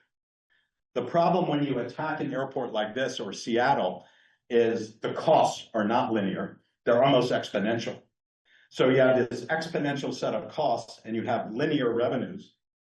And so that means your return on investment, right, and the ability to pay for that additional capacity has to go over several years. And that's why a lot of airport capacity, for instance, is funded by 30-year tax-exempt bonds. 30 years, sort of like your mortgage, right? You can't afford it all up front, but you repay the debt and principal over time. That's exactly, in a way, how airport bonds operate. The only difference is you don't start paying until the asset is opened against it, right? So that calculus means a long ROI for improvements if they can be made at all. There's only so much you can do with that footprint. As we'll see later, there's only so much you can do with Seattle's footprint, regrettably. So what happens then when you run out of capacity if you're London Heathrow? And even though they're trying to now add significant amount of capacity, we're working on that project. For years, they've not been able to add additional airside capacity at that airport. So both the FAA and the Worldwide Airport Slot Guidelines, WASG, they sort of rank airport congestion, and then they put in policies and procedures for addressing it. So what you want to be is a level 1 airport. Spokane, Pasco, Bellingham. That means you might have a little bit of congestion, but you can manage it. Maybe the airlines retime a few flights during the morning push or whatever the problem could be at those smaller airports. So we can sort of take that off the table. The real two are level 2, potential for congestion during some periods of the day, week, or season. And in that case, you have a scheduling facilitator who works with the airlines. They create their wish list for flights. The airport then takes them from all the airlines. It looks at its gates or its airside and says, we can fit you in here or here. I can't fit you in at 5 o'clock, so we're going to ask you to retime your scheduling flight and bring it in at 5:30, where I might have an additional gate. That whole back and forth process is level 2. And at Seattle right now, Seattle's in level 2 for its international common use gates. Is that right, Eric? And so the internationals will come in, ask for a certain schedule, and then airport staff working with its team will determine how do we fit them in. In addition to these formal level 1, 2, and 3 systems of dealing with congestion, there are much more informal ones. Yeah. And most congestion in the United States is not dealt with as level 2 or level 3, even at airports that internationally would be categorized as level 2 or level 3. And that goes back in part to the history Steve was talking about in terms of deregulation and the lack of interest by the federal government in telling airlines when and where they can fly. But don't take away from that message that there is no congestion management at airports that don't have these formal slot controls. Because in fact, there's enormous congestion management, and this is where it starts getting fun. It's different in every airport. Yeah. Because while there's an international standard that says, if you're level 2, this is what you do, if you're level 3, this is what you do, if you're not one of those, it's very, individual, I think it's fair to say. Yeah. So I have some small airport clients where 50% of the day's departures occur before 7 a.m. And so they have to have enough gates or hard stands available to accommodate those aircraft and passengers at 7 a.m. But they can't build their way out of that problem, because if they build 5 more gates to accommodate all the airlines that would like to push between 6 a.m. and 7 a.m., what happens to those gates the rest of the day? 0. And what happens? So by not having that utilization, they don't get any return on the investment for 95% of the day through adding those additional gates. So as Peter well indicated, at those airports, they'll meet with the airlines and just say informally outside of this process, guys, we just can't accommodate you at that time. You're going to have to, you can't overnight that aircraft here. Instead, you're going to have to come a little bit later in the morning, and you can fire a cannon down our terminal midday and not hit anybody. So we'd like you to come in there. And so the airline then thinks about whether with its network, they can sort of fit that into that airport at that time. So it's, as Peter says, those kinds of issues are different everywhere. Now, level 3 is not where you want to be. That's where you have significant congestion. Focus on the air side. And these are the 3 New York airports. Even though formally Newark is not level 3, it is level 3. They just don't want to call it that. And that means simply that all day long, not just during certain periods of the day, domestic and international flights have to have a slot or permission to operate at that airport. Right? Who are those permissions on the air side set by? The Air Traffic Organization and the FAA. So you don't want to get there because, and we'll talk about this much more later, the airlines that have served you in the past have what's called historic precedence. And so they can tie up all that capacity under level 3. And if you want to add a flight to some very important international destination, you might not get that opportunity, depending on who owns the slot and who wants to get in.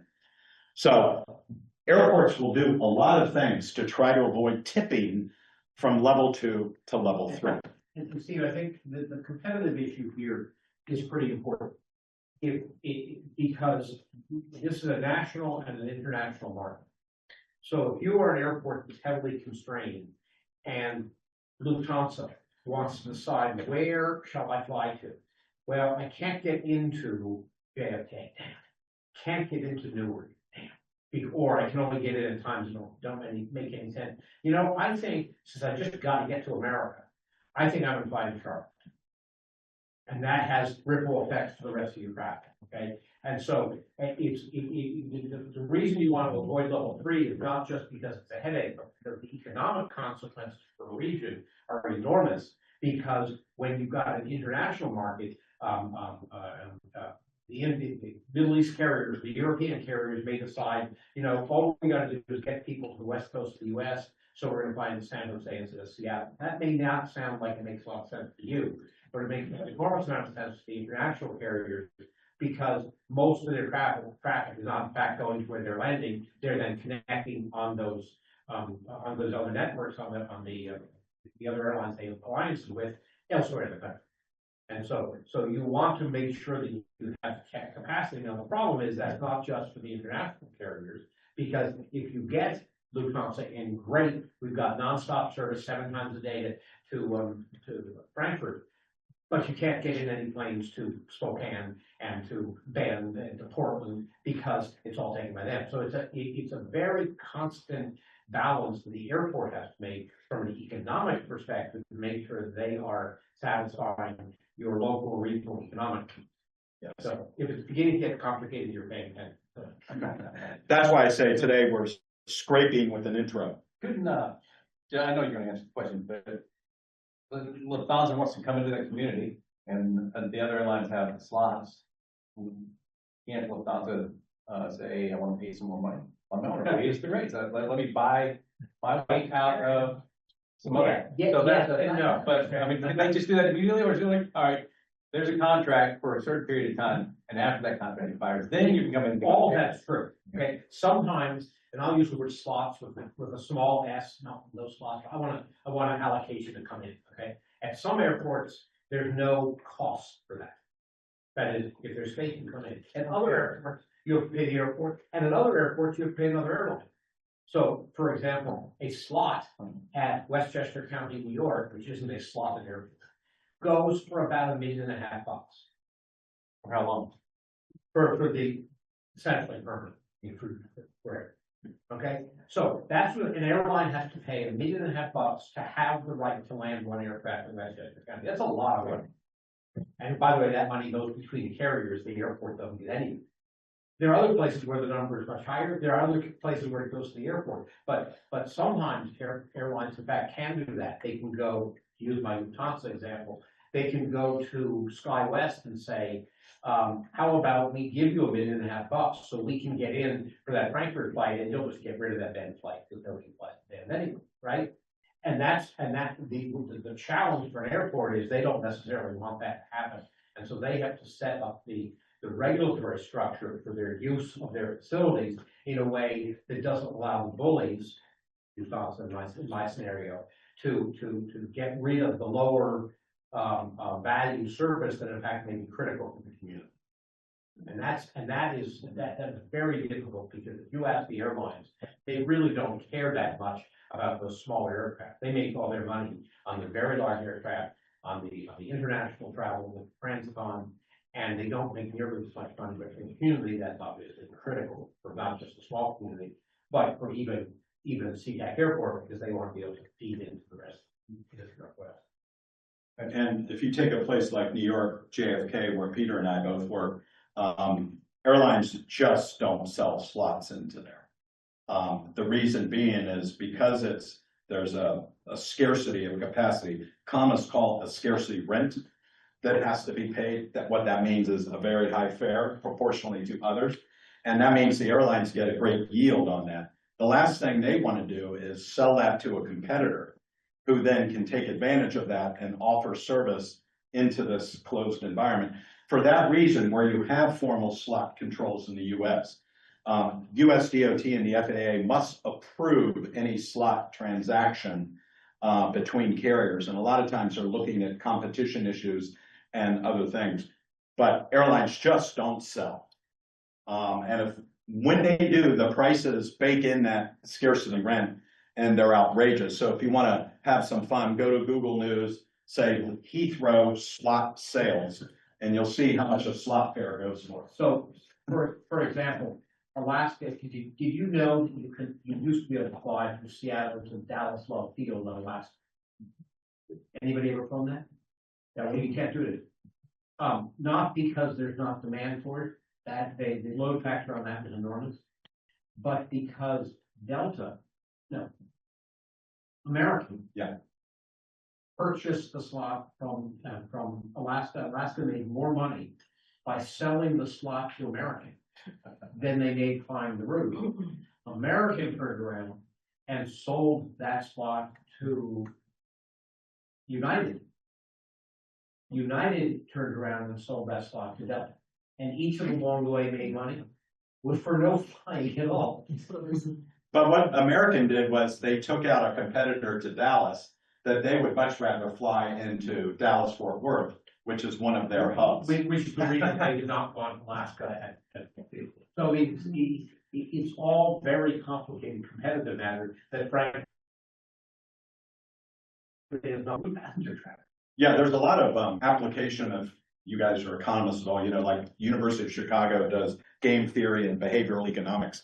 And man, airline behavior just goes right into all that. It's fascinating to observe. Now, slot controls formally are used around the world much more so than they are in the United States. Here you can see in Europe, the red are level 3, which you can see. Look at Spain, right? It's just circled by slot controls. Even islands down here are slot controlled airports all around the world, whereas level 2, the yellow, there's a fair amount of them as well. But look at the US, the largest aviation market in the world for one country compared to here. And so this is a relatively new thing in the US.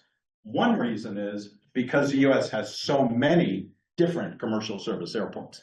And so in many regions, you have alternatives that you can do. The other reason is oftentimes the FAA has funded new runways at US airports where the airports only have to put in 5, 10, 25 cents on the dollar for that new runway.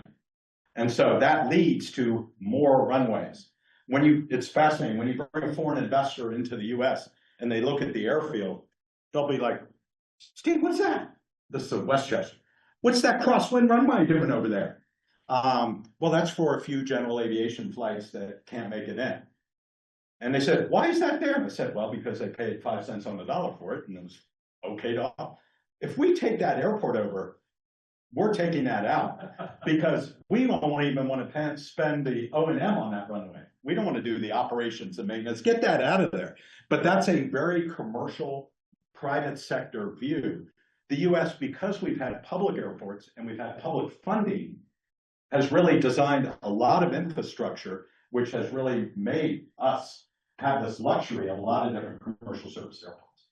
Yes. On the slide, what are the 3 airports in the Northwest US and Southwestern BC there? Vancouver, which is under formal slot controls.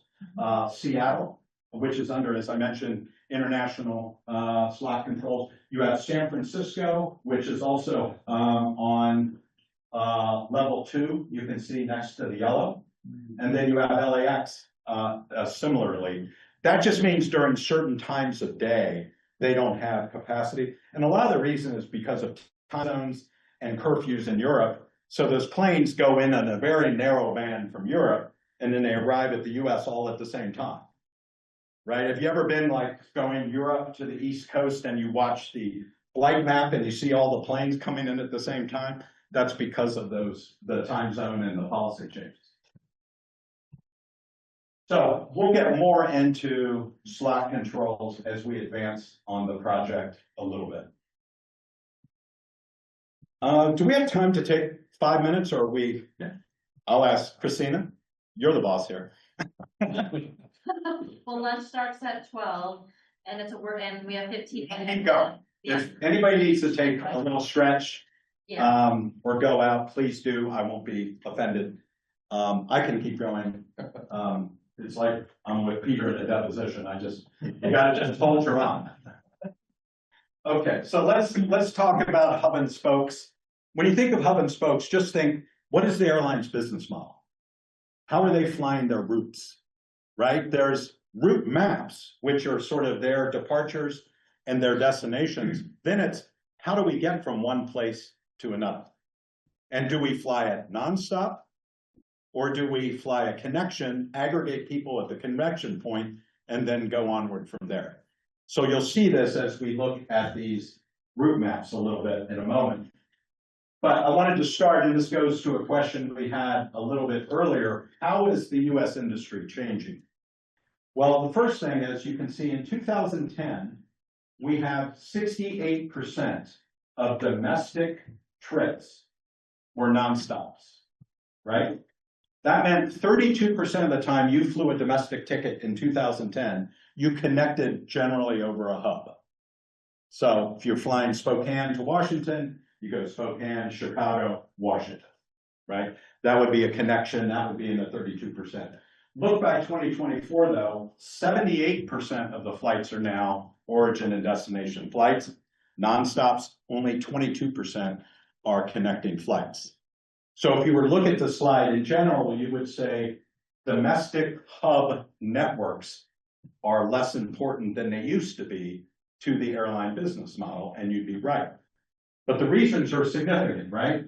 One is you now have a growth of low-cost airlines that fly a lot of nonstop flights. Go ahead. Do you identify the 70%? So I could either fly from Yakima to Seattle, and you would track that on the ticket. Yep. I could drive. Yep.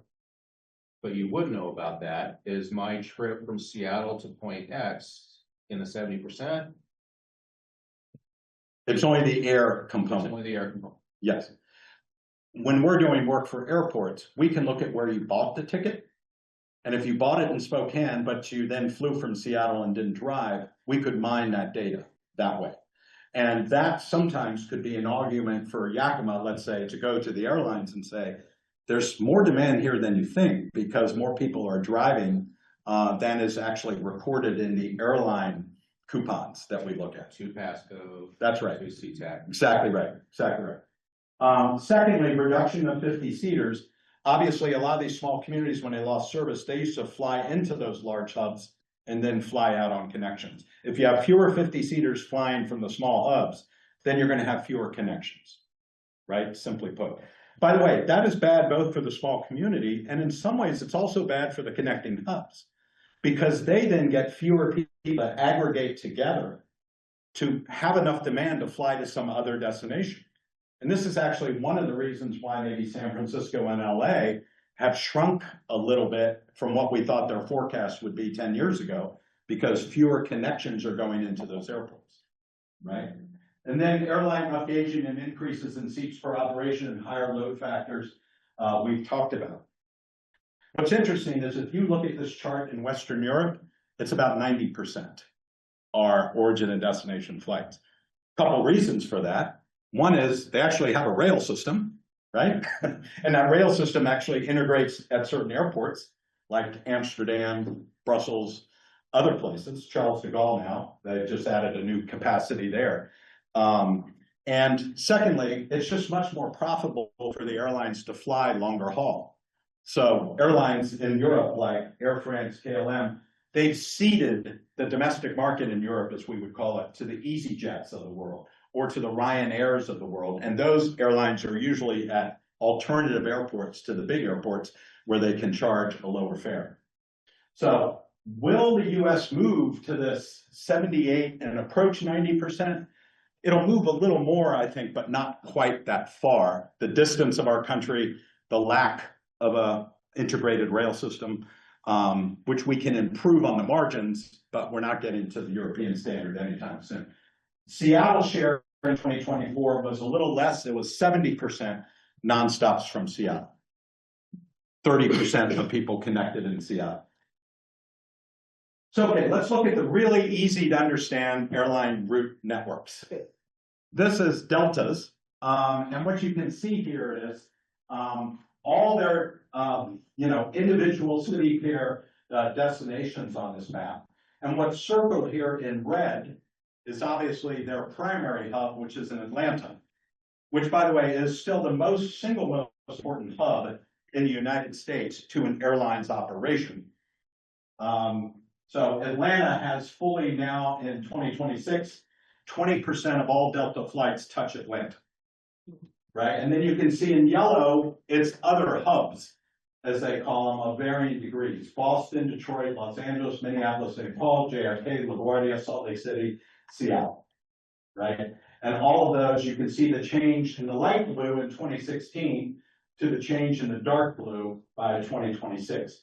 So this is actually a very stable operation that Delta's had, even with all these changes within the system. Now, there's a lot of changes within it, but not as much as there is with other airlines. And here you have Alaska, which is fascinating. Now, Alaska uses a very liberal definition of hubs. They say Anchorage, LA, Portland, San Diego, and Honolulu are all hubs.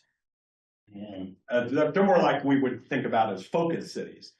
But Seattle is definitely a hub. You can see 23% of Seattle's traffic, of Alaska's traffic touches Seattle.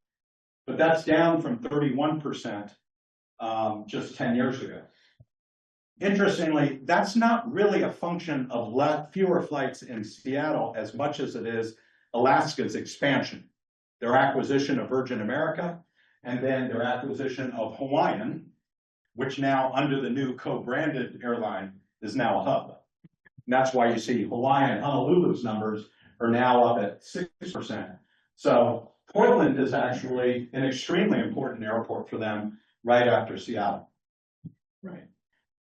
So you can see the connectivity. It's a very important airline on the West Coast, right? But with their acquisitions and with their expansion, they've expanded to Hawaii and They do pretty well now too on the East Coast to the major markets, Boston, New York, Washington, etc. Okay, now, remember I said 70% basically of people are O&D, but if we look at international travel, it's interesting, 70% of international travelers actually originate from Seattle. Whereas 30% connect to Seattle to then join Seattleans and fly to another destination. And you can see here the flows for that, right? So top destinations out of Seattle, Mexico, Canada, India, interesting, United Kingdom and Japan, and the top 5 international flows, people coming in to Seattle, USA, Canada, USA, Mexico, USA, Japan, USA, China, USA, Korea, but you can see there's substantial parts here. This includes no domestic to domestic connections, but just a domestic to an international connection. So why this is important is it's very difficult to locate a hub where you don't have a lot of local regional demand for aviation. Like in past years, people said, well, we should put a mid-continent hub in the state of Missouri, right? And an Air Force base there. The problem is not many people lived around that Air Force base. So you would rely on the airlines flying into there and then departing. The problem is they didn't have enough local demand. So one of the key things about being a hub, and the reason you see these hubs in these big cities, is you're joining connecting passengers with a very heavy share of originating passengers, right? And that then creates the aggregation you need to bring new markets into a particular area.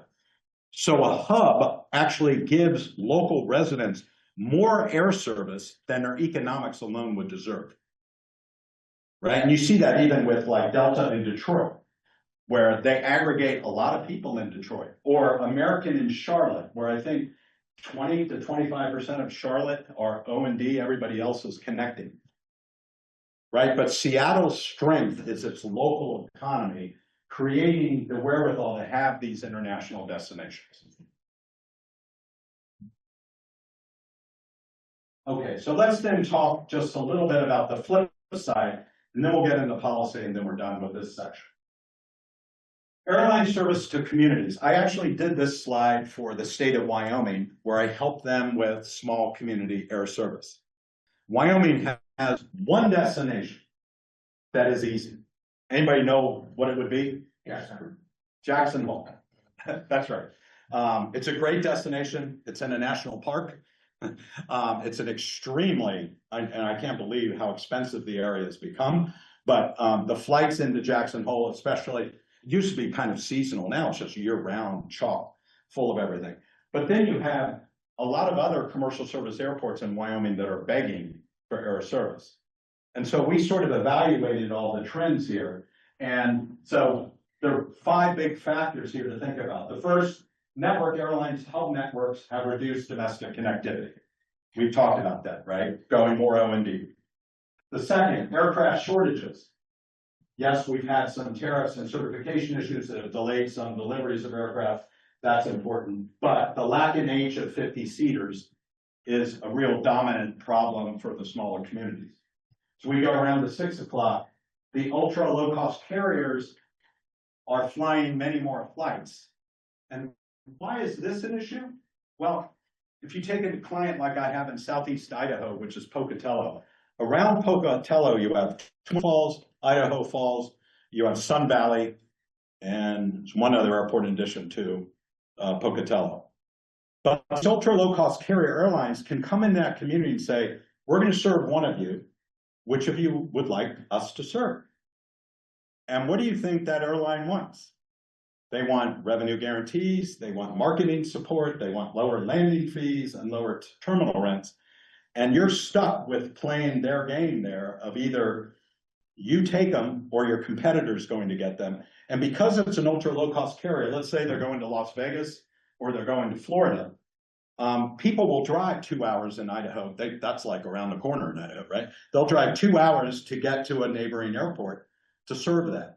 So actually what's happened in many of these very small non-hubs, some have lost service entirely, but some have signed up with airlines like Allegiant or Spirit or Frontier. They cut deals and they've grown magnificently while the other 4 neighbors have dropped off the table in terms of air service. So It used to be that we would think of the ultra low cost carriers as a bit of an asterisk on everything Steve talked about. yes, But they've become so big and so important that we do have to give much more consideration. And I think a good example is Bellingham. People were surprised when Legion went into Bellingham, then they left, then they came back, then they left. Which is, by the way, characteristic of ultra low cost carriers. Bellingham has generated Southwest and other service as well. And so the effect of these low cost carriers is very, very different than the what I'll call sort of legacy carriers, the large carriers, Alaska, and so on. And so we can't ignore them, particularly for the small communities, because it will give them connectivity that they might not otherwise have at all. Yeah. Idaho Falls, Clear Falls. yes, that's the other thing. Yes. Yeah. So if you go to 830 here on the circle, you can see regional profitability. This is very important. How do your services fit within an airline operation? It's not just whether Seattle to Sacramento is a good flight. It's where does that plane begin and end in its circuity around the country, and how can the airline fit that plane within its network operation? Now, some big markets like Seattle to DC, where I am, they just have a 737. It just keeps going back and forth, right? But in a lot of markets, those hop around into different markets. And think of the puzzle pieces the airlines have to do about route profitability. What if I put it here in the network versus there in the network? And they actually have supercomputers and big data that help them to make that decisions, which means, unfortunately, consultants like us have to start investing in big data and Python and compression and all this stuff to try to help our clients understand all that. And then it is not the case, just because an airline route is profitable that it will be served. The key question is your offering more profitable than the next best use of that aircraft? Airlines don't have an unlimited number of aircraft. They can't take seats out and put them in. So they have to think about, if I use it here, what does that mean in comparison to over here, even though I may make money on both routes? So it's a very calculating and complex piece. And then finally, scarce services driving competition. So many airports, like my client in Pocatello, find that the only way they can get additional flights from airlines these days are what they call risk mitigation strategies. And that is to guarantee the airlines a return on that route. And so you're basically providing them a commercial reason to come in, because they don't think from their own spreadsheets and their own analysis that Friday Harbor to wherever is going to be profitable. So, and the big airports do this too. Like Portland, I know for a few years was subsidizing Lufthansa into Munich or Frankfurt. And they did it because they wanted that flight and they thought people would be accustomed to it. And then when they let off the subsidy, that the airline would stay. They didn't after the subsidy was gone. But sometimes communities will bet on themselves that if airlines put in the flight, then they'll see how profitable it can be. That's a very tough set of strategies. And it's really, Seattle doesn't have to do too much of that. It's really, remember the slide with the non-hubs in Washington that were below the national line? Those are the types of airports that probably have to think about it. Or perhaps the state of Washington, like the state of Wyoming, decides, and that they might want to have a separate program to create incentives for these small communities to have access to the national aviation system. So all those reasons make sense about small communities. Good. It's a very complex issue. Okay, so finally, let's go to airports and funding quickly, and then we'll move on. Just want to emphasize a couple of things about airports and their decision-making here that are significant. First off, the way to view airports is airports use commercial means for public ends. Not shareholders, private ends, right? But public ends and service. In a way, airports get much more credit And airports are successful when they increase the indirect benefits to the community rather than profitability internally. Indirect benefits are bringing in flights from around the world, stimulating the economy, supporting Boeing, whoever it might be in terms of the aerospace business. Those are the things that the leaders in Washington really want from the airport system in Washington. Okay, yeah, if they're a little bit profitable and they can put some money away and make investments, that's great. But for US airports, as opposed to others, it's the indirect benefits as opposed to the direct benefits for shareholders that are most important. And then you can't understand airports without understanding these sort of 10 characteristics. So going from left to right, public and nonprofit, local and regional management, we're part of national and global networks. We're very service oriented, a 24/7 by 365 operating culture. You're touching people every day. You're very capital intensive with your asset base. What is your total budget a year, Eric? Ballpark. It's approaching $1 billion in O&M. And O&M, and what's your capital asset base, would you say overall? Maybe. Yeah, north of 10 billion. Yeah. So, yes. I just wanted to do a quick time check because I didn't know if Q&A from us was going to be allowed. Yes. We're about 9 minutes from noon. Okay, when during the work break, I think we can chew it out, right? Public comment period. We typically, What did you say? We'll have some time for questions still. Or- Evan, so we typically at lunch, we typically log off and we kind of don't have discussion, but we could, if there are questions from the group, I think we can push lunch a few minutes into the, because I think we had. public comment just needs to start at 12:20. Yeah. We'll make time either We could talk there. before or after public comments. okay? I'm good. I was just doing a time check just in general, just because I know No, thank I'd you. like to still cover. Thank you. Yeah. The only point on the capital intensive basis, it's very hard, like during COVID, for airports to cut costs very quickly because they have so few operating costs in relation to their overall asset base that it's hard to steer a ship through dynamic times. And unfortunately, fortunately, the airline industry is very dynamic. And that makes sort of the way you turn and your annual budgets and your strategic planning for airports that much more important. Funding sources. Transit agencies would love to be an airport. Airports, by and large, and Seattle's one of them, can recover its full operating and capital costs from what they charge users. Right? That's impressive. Transit can't do that. Transit, a lot of times, if you make 20% of your operating budget through the fare box, you're doing really well. Airports operate on cost recovery, and that's why investors like airports. Remember that 3.5% growth over 35 years? It's financially, airports are a great investment. Airports use a lot of debt finance infrastructure. They are heavily regulated, as we mentioned. They are landlords to private and public clients and tenants. And then, as we mentioned with customer service, the span of control and the levers for change are very complicated on issues like customer service. Okay, so keep this in mind when you go, why doesn't the airport do that? And if you put it through this filter, a lot of times you're going to come up with your explanation or understand why they did it the way they did. Okay, last slide for this section.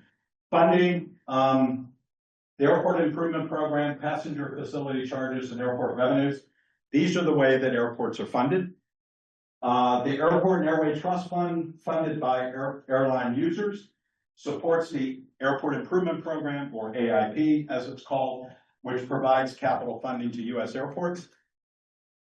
The little secret, though, is most of the money is collected at the big airports and then redistributed to the smaller airports. It's actually a cross-subsidy program for airport infrastructure in the country. Okay. AIP is focused on airside needs. Remember our little triangle diagram where we talked about that.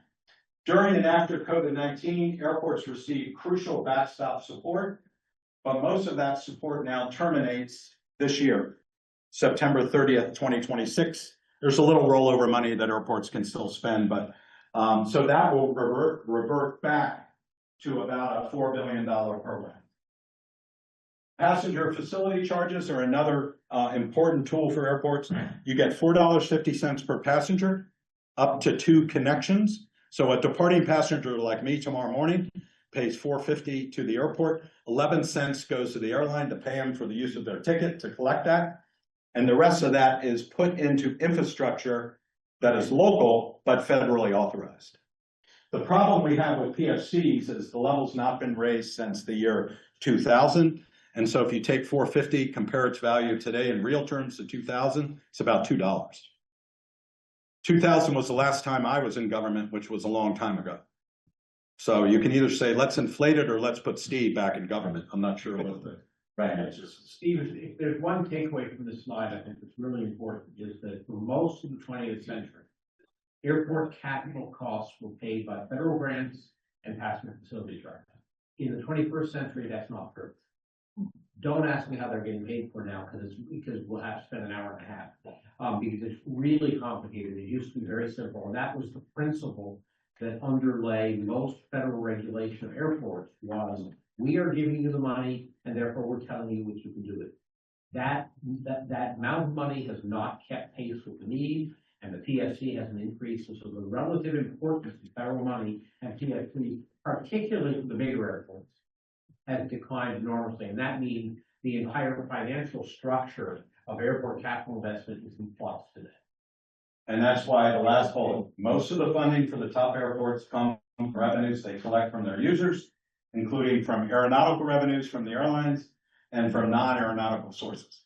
So in addition to providing great services to passengers, airports love putting in new concessions because that raises additional non-aeronautical revenues.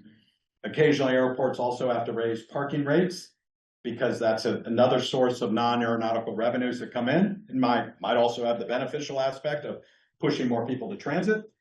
Get into that in discussions. But for the most part, airports have to use those commercial means for public ends. And most of it, as Peter indicated today, is not AIP and PFCs, but aero and non-aeronautical sources. That's what I have for you right now. Yeah, and I think just given time, right, I think, yeah. So we're gonna continue to progress, some of this work, that we started here that, you've heard, right? It's complicated, but we think getting you that information and that baseline, is important to help, understand what can be done and what can't be done, as we move forward. So in the literature review in the slides, we started a literature review on, and this is really the prelude to April, where we'll get into some of the forecasts. But as I mentioned, when we started acknowledging some of the reports and information that's been done out there already. So Steve had, there's a couple slides in here that'll be in your packet, that has some information on, our assessment of that, and what we'll likely use that for moving forward. So I would just leave it at that, and then we can kind of open it up to questions for now. Just toggle through just I don't want to speak to these, but I just wanted you to see that we've done some analysis of the literature review and the forecasts that have been provided. That was what we looked at. Go ahead. And then we made some comments about those forecasts. Go ahead.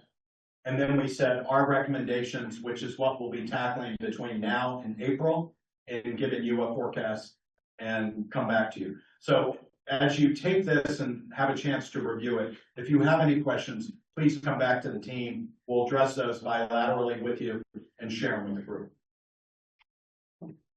Thanks.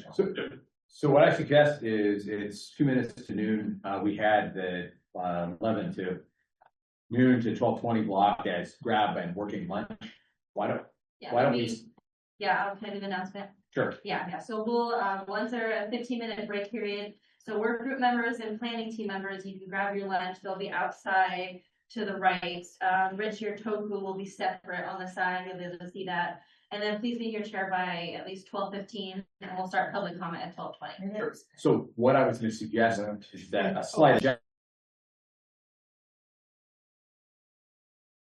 back, so stay on the record. Yeah. Do that. So I'm looking around at the other members, and you all want to kind of stay on the record and kind of continue asking questions while we munch on lunch, and then pick up public comment at 12:20? Sure. Okay. So we'll keep going. Yeah. Keep it rolling. Instead of logging off like we usually.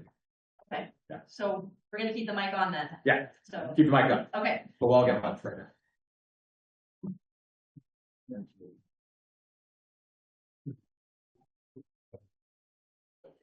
Okay, good. All right, we will now start the public comment portion of this meeting. We have 30 minutes for public comment and each person has 2 minutes to speak.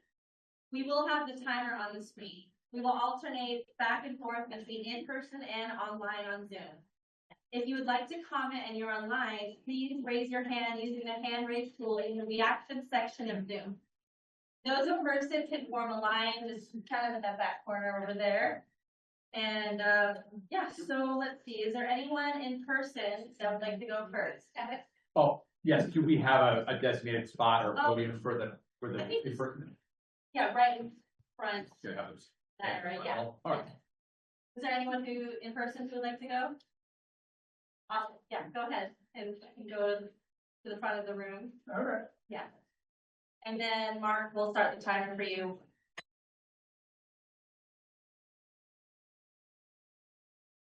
Greetings, my name is J.C. Harris. I represent SeaTac Info. We're a community group and we do history of the airport. In the first iteration of this august body, the community rep for this region promoted the notion of some kind of public health protection for any second airport consideration.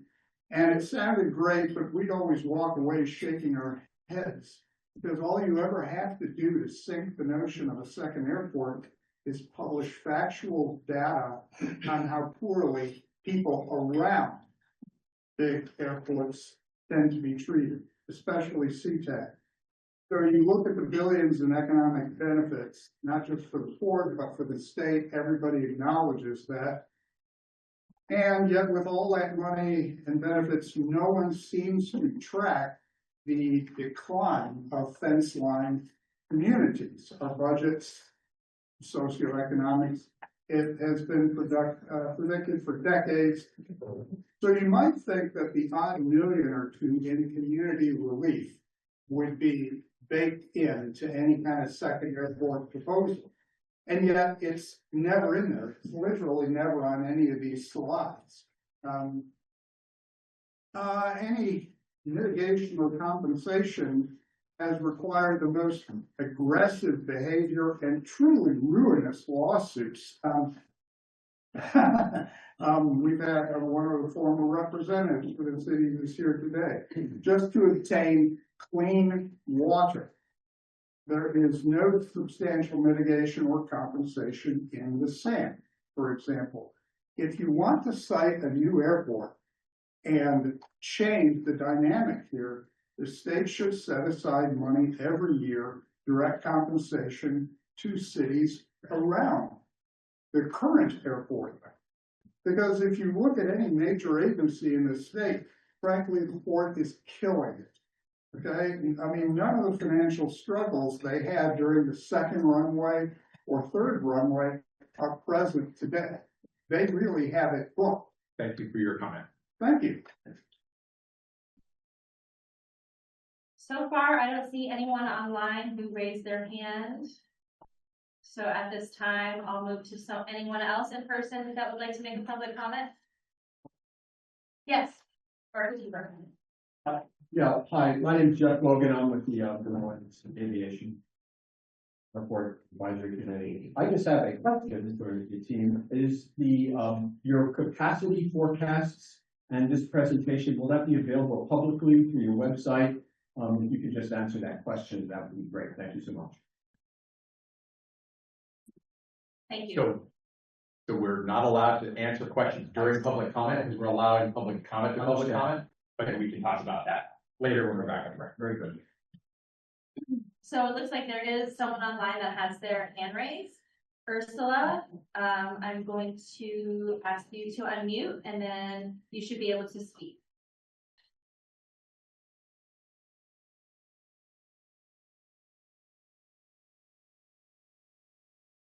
Good afternoon. Just one moment, please. It's a little hard to hear. Can you try again? I'm, I'm sorry, I'm south of Olympia and I don't have high-speed internet. Therefore, I will speak slowly. Okay. Can you hear me? Yes. Okay, very good. Thank you. I want to comment on, similarly as I always comment, I'm very curious when you will start a presentation and a study on the economic blight that is created by airports in airport communities. What are the declines in economic development and economic wealth to those who are actually affected by the airport? If you want to talk about the pluses, there are many. Secondly, my point is this group and presentations and consultants such as the one today should not be funded and paid for with public funds, with a public budget.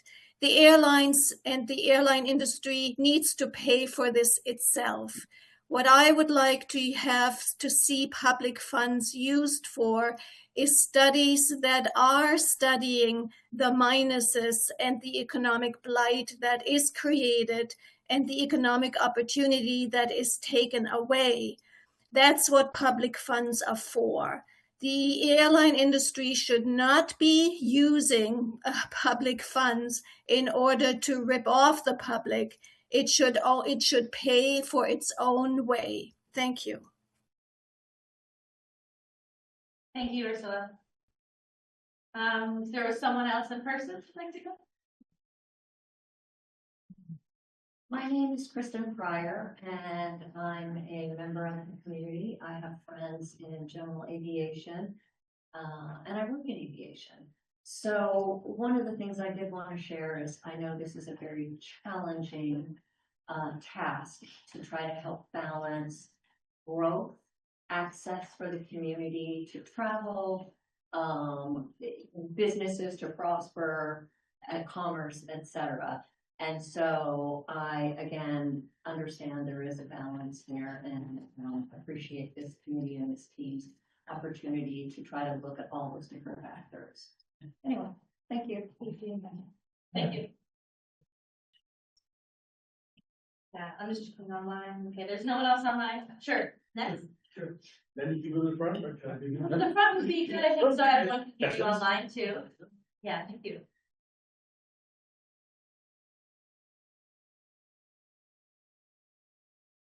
Good afternoon. Thank you for the presentation. Very interesting. My name is Brian Wellington. I'm an aviation author. Lived in the Seattle area for 10 years and hang around airports a lot. And I appreciate the dilemma that you have with the airport. And so my suggestions is take a look at all the airports that's around the world and see what they've done in similar situations. Chicago Midway, from my perspective, was a success compared to what it was like before. They built over Cicero Avenue and it works. If you look at the McNamara terminal in Detroit, they've used an inline transportation system within the terminal, which gets away from having to check through different terminals to change. Has anybody been to Paris Charles de Gaulle recently? What a horrible experience. Absolutely horrible experience. I went through the official timeline, missed my flight. Sorry, sir, wasn't the airport's fault. Well, it was somebody's fault that I had to wait in lines for 2 hours to change planes. So what do we do about Seattle? What do we do in the constrained geometry and geography that you have?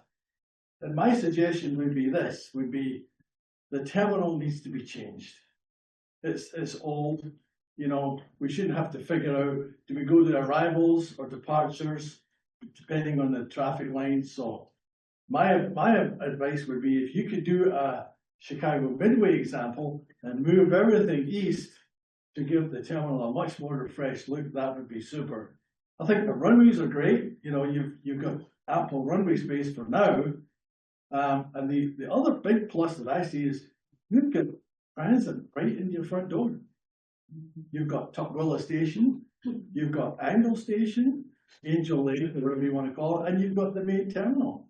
So my advice would be, think about moving the North Terminal north and get it connected to a new station, so you could get multiple touch points into the terminals. That would reduce the massive congestion, because you've got one terminal, and hopefully build it into something that's really spectacular. Thank you for your comment. Thank you. I think you're going to like presentation. Thank you. It looks like there's no one else online. Is there anyone else in person that would like to make a comment? Did we get everyone? Perfect. Well, thank you everyone, in person and online, for participating. Members of the public who didn't get a chance to speak may submit their public comment on the website under the contact tab. And this concludes public comment, and I'll hand it back over to Evan. Great. So, with public comment concluded a few minutes early, we do have a little bit more time for speakers, questions from the members before the official time that Mr. Gauss's presentation is supposed to start, or we can let him start early.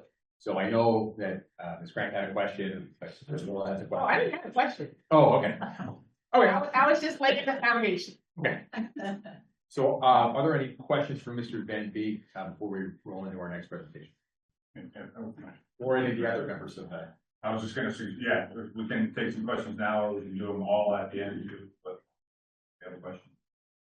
Yeah, it's a question and a request. We heard that it's not clear about the economic impacts on the cities and so forth. There was a state study, I believe Representative Peter Orwell and Senator Karen Kaiser had 3 studies done, one on health impact, another one on the all impacts, economic, parking, land values, and so forth. And it would be good to bring that into balance, the presentation that's been made. I appreciate it. Thank you.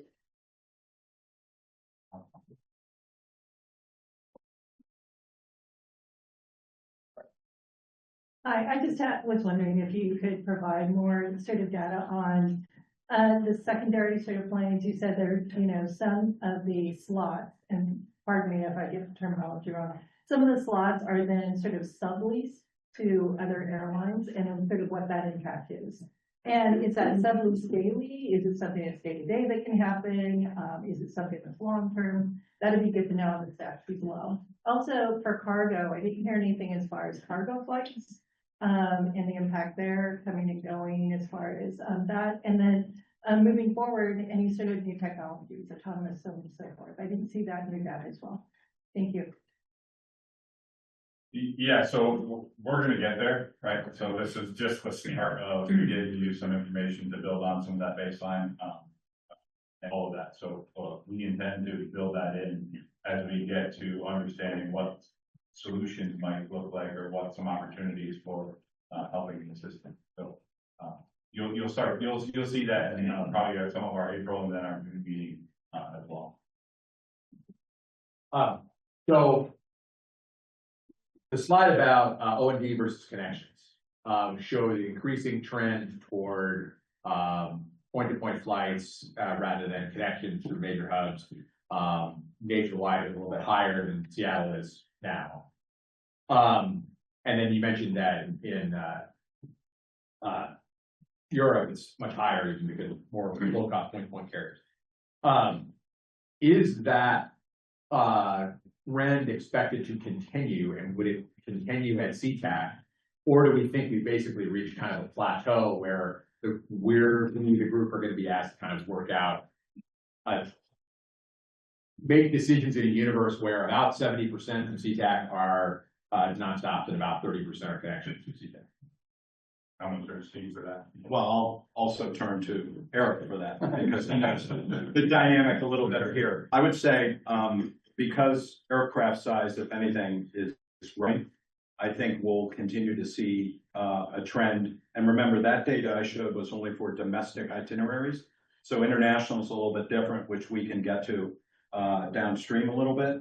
A lot depends on how the airlines deliver their operations. So if Delta or Alaska expands connections here, either for strategic reasons or for economic reasons, that would obviously drive quite a few changes here. From an airport standpoint, though, that is very infrastructure rich in terms of requirements for gates and also for occupancy of the runway. So I know the airport is trying to always to strike the right balance between serving what the carriers want, but also keeping in mind its public goals for when it runs out of the airport. And Eric, do you want to just maybe anything you've heard from those airlines about it and how you're thinking about it? Yeah, I mean, yeah, I think you know, I mean, it's been pretty consistent over the years, right? We haven't seen much of a change in that, the OE and the connections. But the business model for the airline industry is very dynamic. So shifting markets are trying to beat the curve. So this could certainly be changes in that, but right now we're not seeing it. And you really don't hear much from the airlines typically. They, when the schedule comes, it's a lot of the time, the first time Eric will know how many flights are coming in at 5 o'clock. Competitive business. My question, during the presentation, I'm kind of seeing an analogy with potentially what's going to happen with NCAA ball. I'm going to have, 32 national teams, everybody else is different tiers. Whether it's the airlines, whether it is state and federal governments looking at providing services to the non-major metropolises, there's a loss of the middle class, so to speak. Is there considerations, forecasting, you can kind of see where you're going forecasting on that as well, to where you almost reinvent domestic flights to what it was 30, 40 years ago, but it's not done at the super airports. It is done at your next tier airports and would that potentially allow for a reintroduction of those 50 to 75 passenger aircraft because you're not dealing with the large aircraft going into the super locations. And again, that may come up this afternoon, but it's something I'd be interested in seeing. Yeah, I don't think it will come up in that way this afternoon, but I think once we set the baseline and we look at the forecast and what we appreciate will happen at both big and small airports representing metropolitan areas and small communities, there's always this tension between what can the market do and what a deregulated market can do, and then what the public obligation is in the case of market failure. And what a lot of people would say is airline service to small communities now is a good example of market failure. And just like in the 1930s, right, we brought electricity with TVA to remote communities in, the rural Midwest of the United States. The question will become, is essential air service the program we use, or are there other ways that we encourage service from those small communities to connect up in the national aviation system? We'll get there and we'll look at some of those alternatives. Different countries, including Europe, do it in different ways. But I think it's a very important question. And given the hybrid nature of our system, which is both private and public, I think it's entirely legitimate to raise those questions, just like the questions earlier about the externalities of aviation and how local communities have to sometimes deal with those at the same time where we have economic development helping others. So. And one more question on communities, when you're saying that, is that the aviation communities like GA airports? Yeah. Okay, not the community. Okay. Now I do have a question. I was looking back at the customer experience slide and a few others after that, and I'm wondering where does, if in any of this, factor in accessibility ADA with some of these thoughts and suggestions. And I think it stood out to me, especially on the customer experience piece. We say typical passenger emotions, and we work with certain populations. Typical means very able-bodied, doesn't mean assistance, but we gradually see that there is a significant uptick. Yes. With mobility issues, other ADA issues when it comes to travel, multimodal airports. Is there a factored point into some of these around that, or is that something to be considered? Well, I think it's something we should consider, and a lot of airports have actually taken upon themselves to deliver better services to people with mobility needs. Because some of, especially the lower cost airlines, unfortunately, sometimes passengers will be stranded at the end of a loading bridge. Right. And for the airport, they say that's not acceptable service for us, even if it's acceptable for the airlines. So they step in and they can operate that own service and frankly, charge it back to the airlines. But you're quite right. Anybody that does consulting on customer service, we try to really look at personas, and that is the different types of travelers that go through airports to make sure they get through. From my own experience, it's funny. I was a day traveler with a briefcase, just a business dude. And then I had twin girls, and all of a sudden I had to get through an airport with a double baby stroller, and my eyes were open to how I have to navigate a terminal, how I have to navigate getting on an airplane. And so I really hear you, and we'll talk about that downstream some more. Thank you.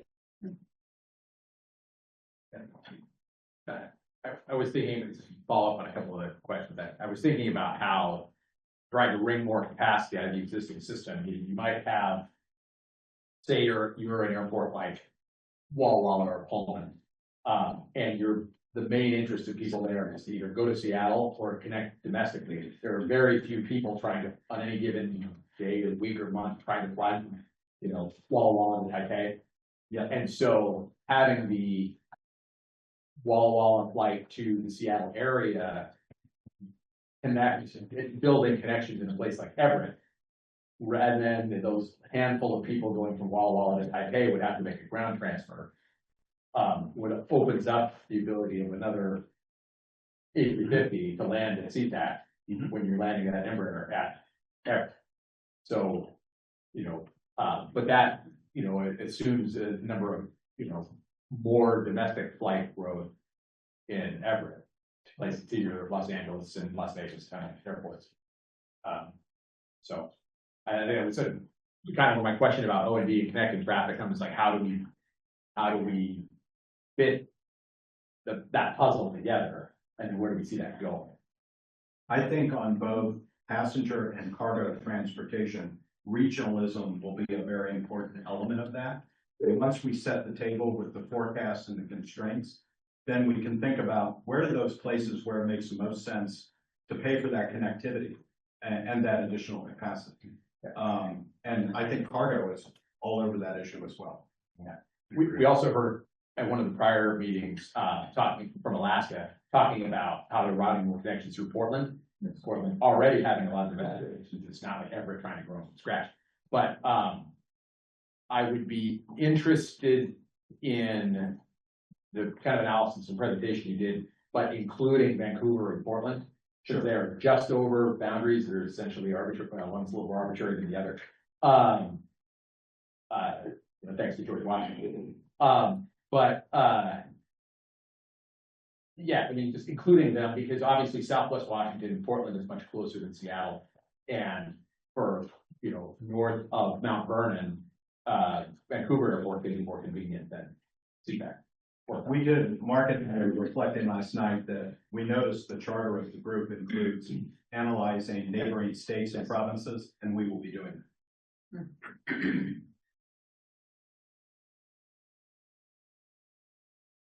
Any other questions before we call on our colleagues? I just can't formulate my question very much, but when you were showing your slides about Seattle being a big dog, in the state, well, obviously it's a big dog because the demographics of the city has the most population. Have you thought about looking at the demographics of our region of the state, of where would your O&D traffic from a surface perspective come to, or desire to go to get their air service? Obviously right now it's all predominantly SeaTac, but up and down the Cascades or east and west in the state, are you going to look at where the demographics are to see what the ground mobile opportunities are to be most efficient for people to get to their air traffic, their carrier? Yes, I mean, the faster your ground connection to an airport, the larger you can extend your catchment area. So for example, if you do have high-speed rail into an airport and you're able to reduce highway driving time, that actually means you can draw people from further away than you otherwise would be. When we get into the forecast, we will look at those different elements and the connectivity and the catchment areas, service areas, that could be part of that. So I think that goes hand in hand with the comments we made about regionalism, I think. And so we'll see all that as we get maybe the next April or June presentation. I think you're also getting on an important point.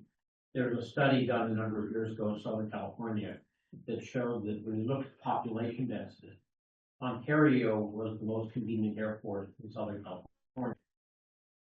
When you looked at the density of travelers, Ontario was lousy. Because it goes to your demographic question. People who travel in Los Angeles tend to live much more on the west side and along the coast rather than the Inland Empire. So it is really important, given how long and narrow Western Washington is to have that understanding where are not where the population is, but where the traffic is, and where is the best airport location for travelers. And that, I don't think that study is done here, but that would be very, very valuable for me. Thank you. All right, any other questions? Seeing none.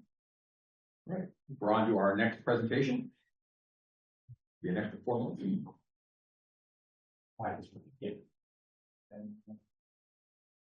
Could be good. That's perfect. There you go. Might be a little delay. No problem. Well, thank you everyone. Again, my name is Albert House, Chief Operating Officer at SeaTac. You'll have to say SCA, not SeaTac. That's a new brand here. And good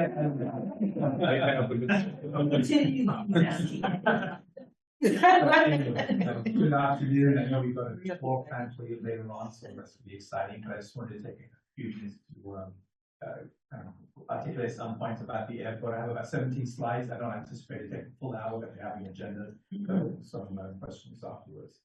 So first of all, just wanted to begin with, as we've said many times, the airport is an economic driver, but that's usually the case in any big city community. An airport is a driver. But with that economic impact, I just want to show you what the numbers really mean for our region. So the airport itself is generating over $22 billion in regional economic impact annually. Right? We have over 150,000 jobs that rely on the airport, over 87,000 being direct jobs. And in terms of direct earnings at the airport, it's just over 3.6 billion annually. And that also means over 440 million.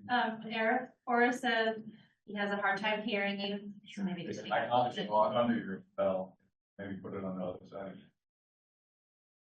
Just hold it like this. Very good. Yeah.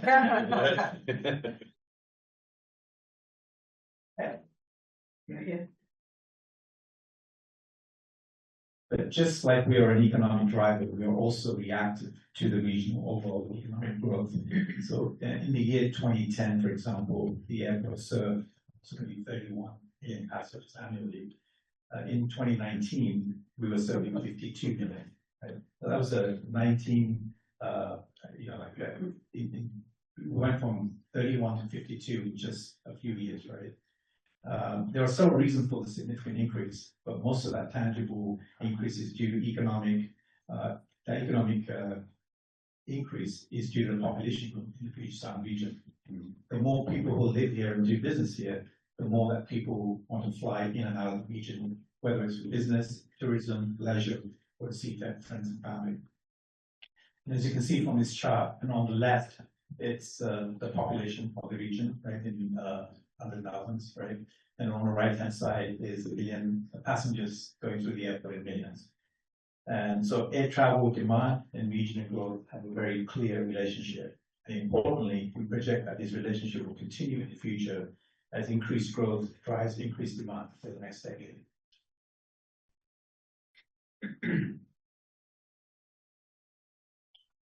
That trend has reasserted itself post-pandemic. In 2024, we exceeded 2019 numbers, which was a record year back then.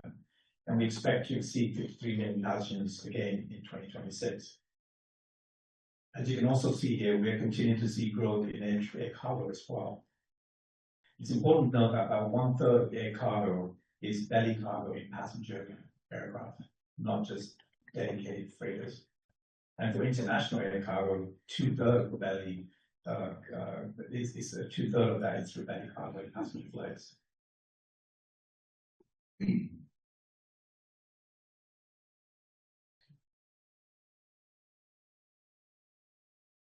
When all the international services in operation in 2026 this year, SEA will have 60 international routes to 36 international destinations on 30 different airlines. This is almost double 15 years ago. So again, it speaks to the significant demand from this area and that airlines feel that they can serve. These are mainly foreign flag carriers who start service here because they believe they can serve the demand, either for direct connections or as a gateway to other parts of the world like India and Africa. SEA accommodates that demand as best as possible, and we are especially grateful to have this variety of international connections, direct international connections as we approach the FIFA World Cup this summer.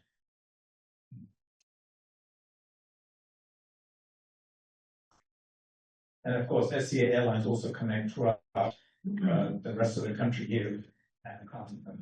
So as you can see, we're serving over 110 cities right now in North America.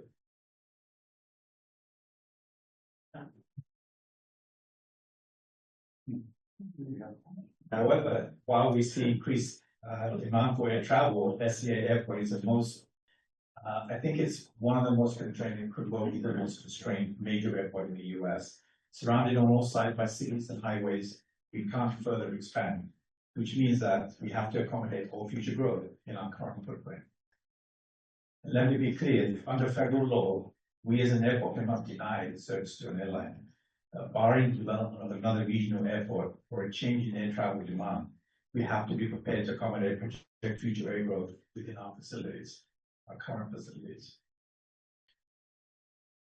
As we have seen over the past decade, what that means for our current airport is increasing congestion and declining customer service experience, while people wait in traffic, long security lines, crowded hold rooms. We talked about those hold rooms where it's not geared up for the type of operations that are happening today, and even less present getting on and off aeroplanes on a hard span and being bussed to and from the terminal. We don't have a gate to accommodate plane.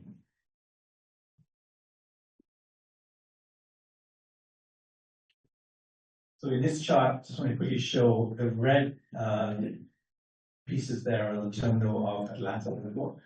Superimposed on that is blue is us at SEA. So it's interesting that, Atlanta serves almost twice as many passengers as SEA, but they have a lot more than twice as much space, right? So obviously we're significantly smaller, but it's pretty impressive how efficient we are with given the footprint that we have. One advantage, I guess, of being a smaller footprint is that it's easier to connect. We talked about 30% of people connecting flights, etc. So for them, it's a little easier, I would argue, at SEA than it would be at Atlanta, where you have to take quite a distance by train so on get a connecting flight. So to serve the current demand, SEA is investing billions of dollars in projects throughout our footprint to upgrade our existing facilities and provide a good customer experience. Almost all of these projects on this list are now completed or nearing completion, and we expect to have no major construction going on at the end of the FIFA World Cup summer games. We recently opened Checkpoint 6, and many of you have had an opportunity to fly through the area since we opened up Checkpoint 1 last year and then Checkpoint 6 recently. We've also had the Alaska brand new curb-to-gate experience at the north end of the terminal. And we expect soon to open 2 lanes on roadways leading onto the terminal, with a dedicated lane going into the parking garage and also to the foreground transportation. And we're very excited, hopefully in May, to open up the multi-story Sea concourse expansion, which will give a lot more room for people to move around in. But to be clear, none of these are major capacity expansions, but rather improvements to our current facility for better customer service.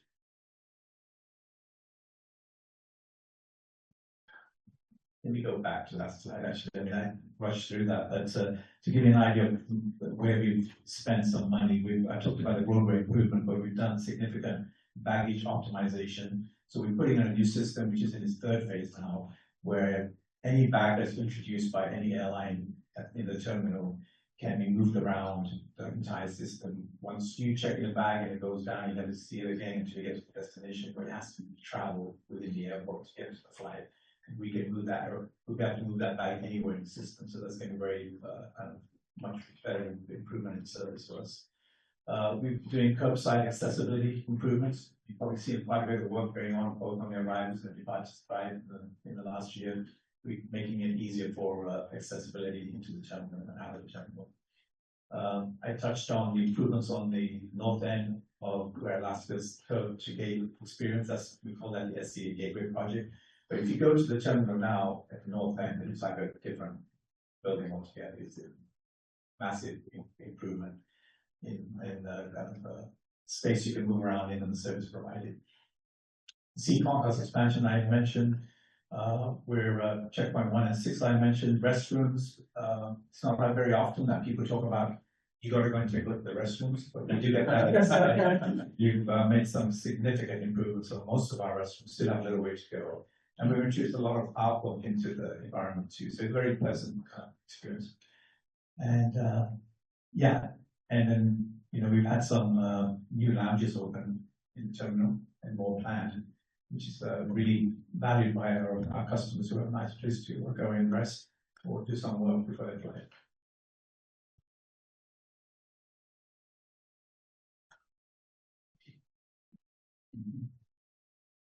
So our current plan to accommodate 57 million passengers. That's our plan to do that with the existing footprint, but to elevate the customer experience. Right? So within the next decade or so. So what are the 31 projects that we are proposing as part of our master plan will improve that customer experience for that passenger level of 57 million passengers a year. Which means that we do not want to see, squeezing passengers into a tighter footprint without improving the facilities, right? So right now, what we have at the end of the existing footprint, we don't do anything. The customer experience is just like it was.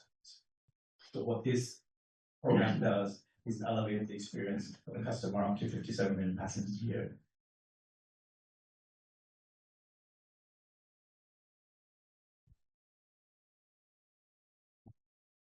So I'm just going to touch on our proposed near-term vision for the airport. In particular, after significant planning efforts, we identified the second terminal as a key to our ability to accommodate current air travel demand, as well as projected growth in coming years. The second terminal not only provides 19 additional gates to support aircraft passengers with loading bridges, but also additional roadways, more curbside to pick up and drop off passengers, a new parking garage, additional TSA screening, and more dining and retail opportunities for travelers. This would all be connected to the main terminal, the second terminal, with hopefully by a light rail, busing operation, etc. And that will create a seamless connectivity.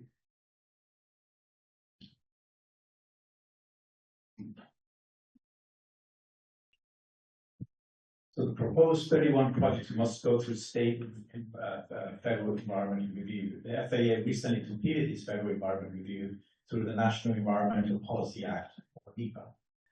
They released their final environmental assessment and finding on no significant impact on the record of decision on September 26 last year, which found that the 31 Sustainable Aviation Master Plan VHM projects would not have a significant environmental impact once all the required mitigation was done.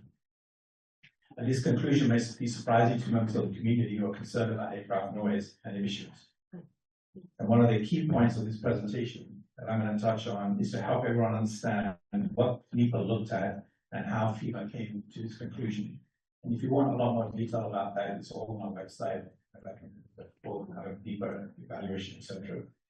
Just as important, we will talk about how NEPA environmental review is only one step in the process, and that the port will now take the lead on conducting an environmental review using the State Environmental Policy Act, or SEPA.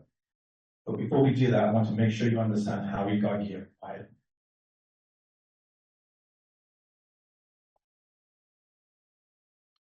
A little basic slide. The point I want to make is the key factor guiding the environmental review is the projected air travel demand and the impact of the projects on those projections.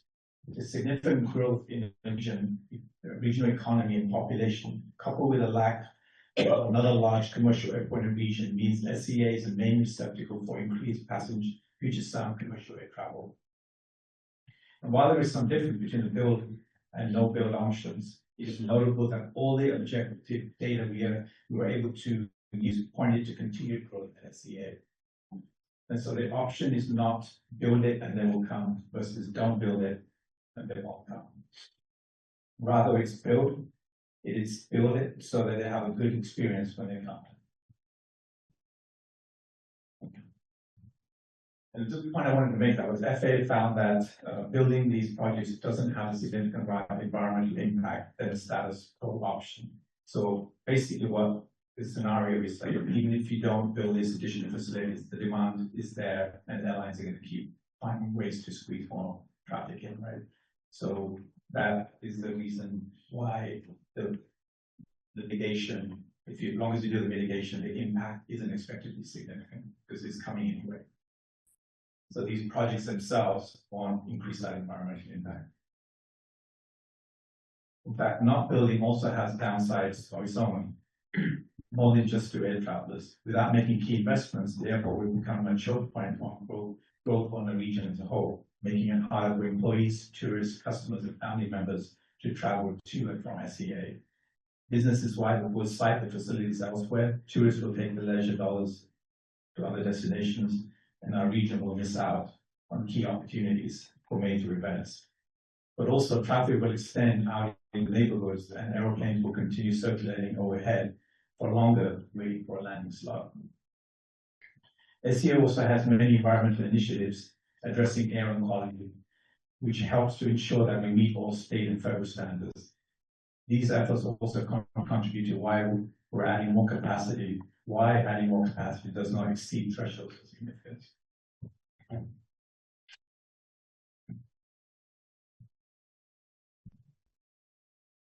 So I talked about the SAMP, the Sustainable Airport Master Plan, near-term projects. So they're more than just one project. I said there were like 31 projects included in that. These key projects span the footprint of the airport from off-site cargo to the north, to the expansion of the fuel farm in the south. And on this chart, north is to the right, and south is to the left. In addition to the terminal, some of the most impactful projects in the plan include a new ground transportation center to better connect light rail stop to the terminal, as well as an elevated guideway that will connect the main terminal, the new terminal, and the rental car facility.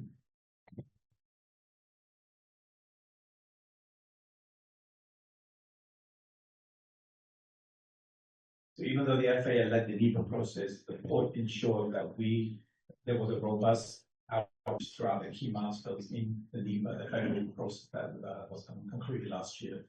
So just on that slide, you can see, our outreach efforts lasted 53 days. We had 4 open houses with 230 people attending. We did 42 community presentations. And below that, you can see the methods we used for the outreach. So it was pretty comprehensive.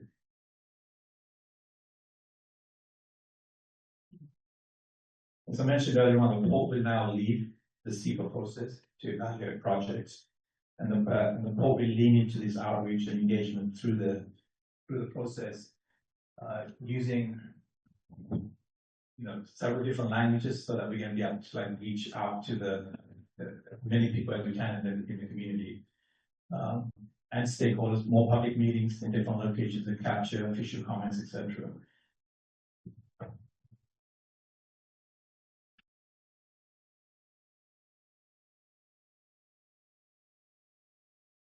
So these are the items that we'll be reviewing as part of the SEPA process.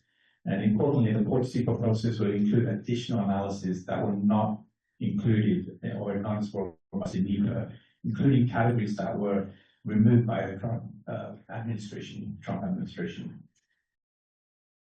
The 3 star items were part of NEPA draft EA that were done during the Biden administration, but the Trump administration removed those categories from NEPA. But before the final record of decision was published, the CEPA process will add those categories back into the analysis and can include advanced air dispersion modeling. So basically, we're going above anything that's required.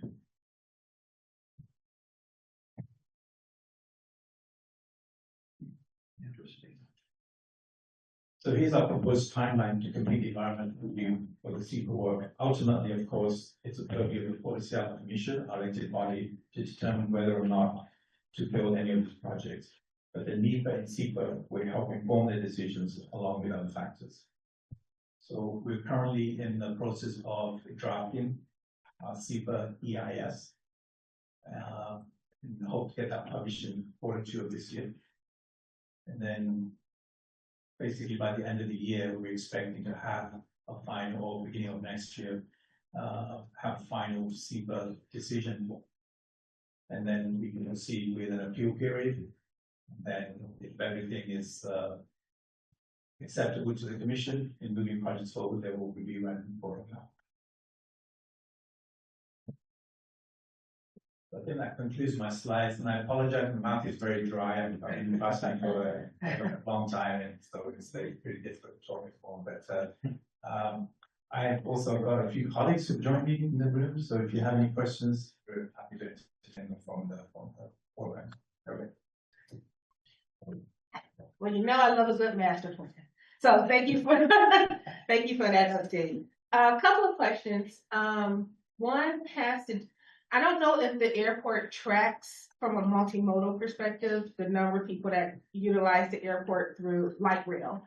Have you seen an uptick in those numbers since the expansions have happened? I just know anecdotally, for me being in Snohomish County, I see a lot more friends that I know now are taking, the Linwood light rail, down as opposed to either going to Northgate or just driving it. So I'm curious to know if you guys have seen that uptake. Yeah, I mean, we've seen what we would call a significant increase. Used to be around 6%, now it's about 11% of people using light rail. What we don't currently have, what we're working on is breakdown of handling of those actual passengers versus people coming to work at the airport, for example. Yeah. So we're looking at ways to maybe kind of capture that information but it doesn't really matter anyone coming to the airport, whether you're working or flying, if you can use transit, that's great for everyone, right? Yeah. So about 11% is significant. That's significant. Yeah, thank you. And then second, since you brought up FIFA, and now I'm putting on my Seattle Sports Commissioner hat. Do you guys have a guesstimate as to how many people you think are going to be traveling into Seattle internationally for FIFA? And what are some of the challenges that you might be working on right now in regards to TSA and other entities as such? Yeah, I love that question because I like to tell people, especially in the summer, our flights are packed. Right? Yeah. So even throughout the year, what we call the load factor, how many people are occupying the number of seats available on the plane, are very high for the CA, right? So the airlines are anticipating putting on a whole bunch of new flights for FIFA. So we will see those people coming regardless. Yeah. Now it just may be a person who's a football fan who managed to get that seat instead of someone else who's coming to spend some time in the Puget Sound, right? So we at the airport itself are not anticipating a significant increase in the number of passengers coming through, but the type of passengers, the profile is going to change. Right? So we have to be ready for that.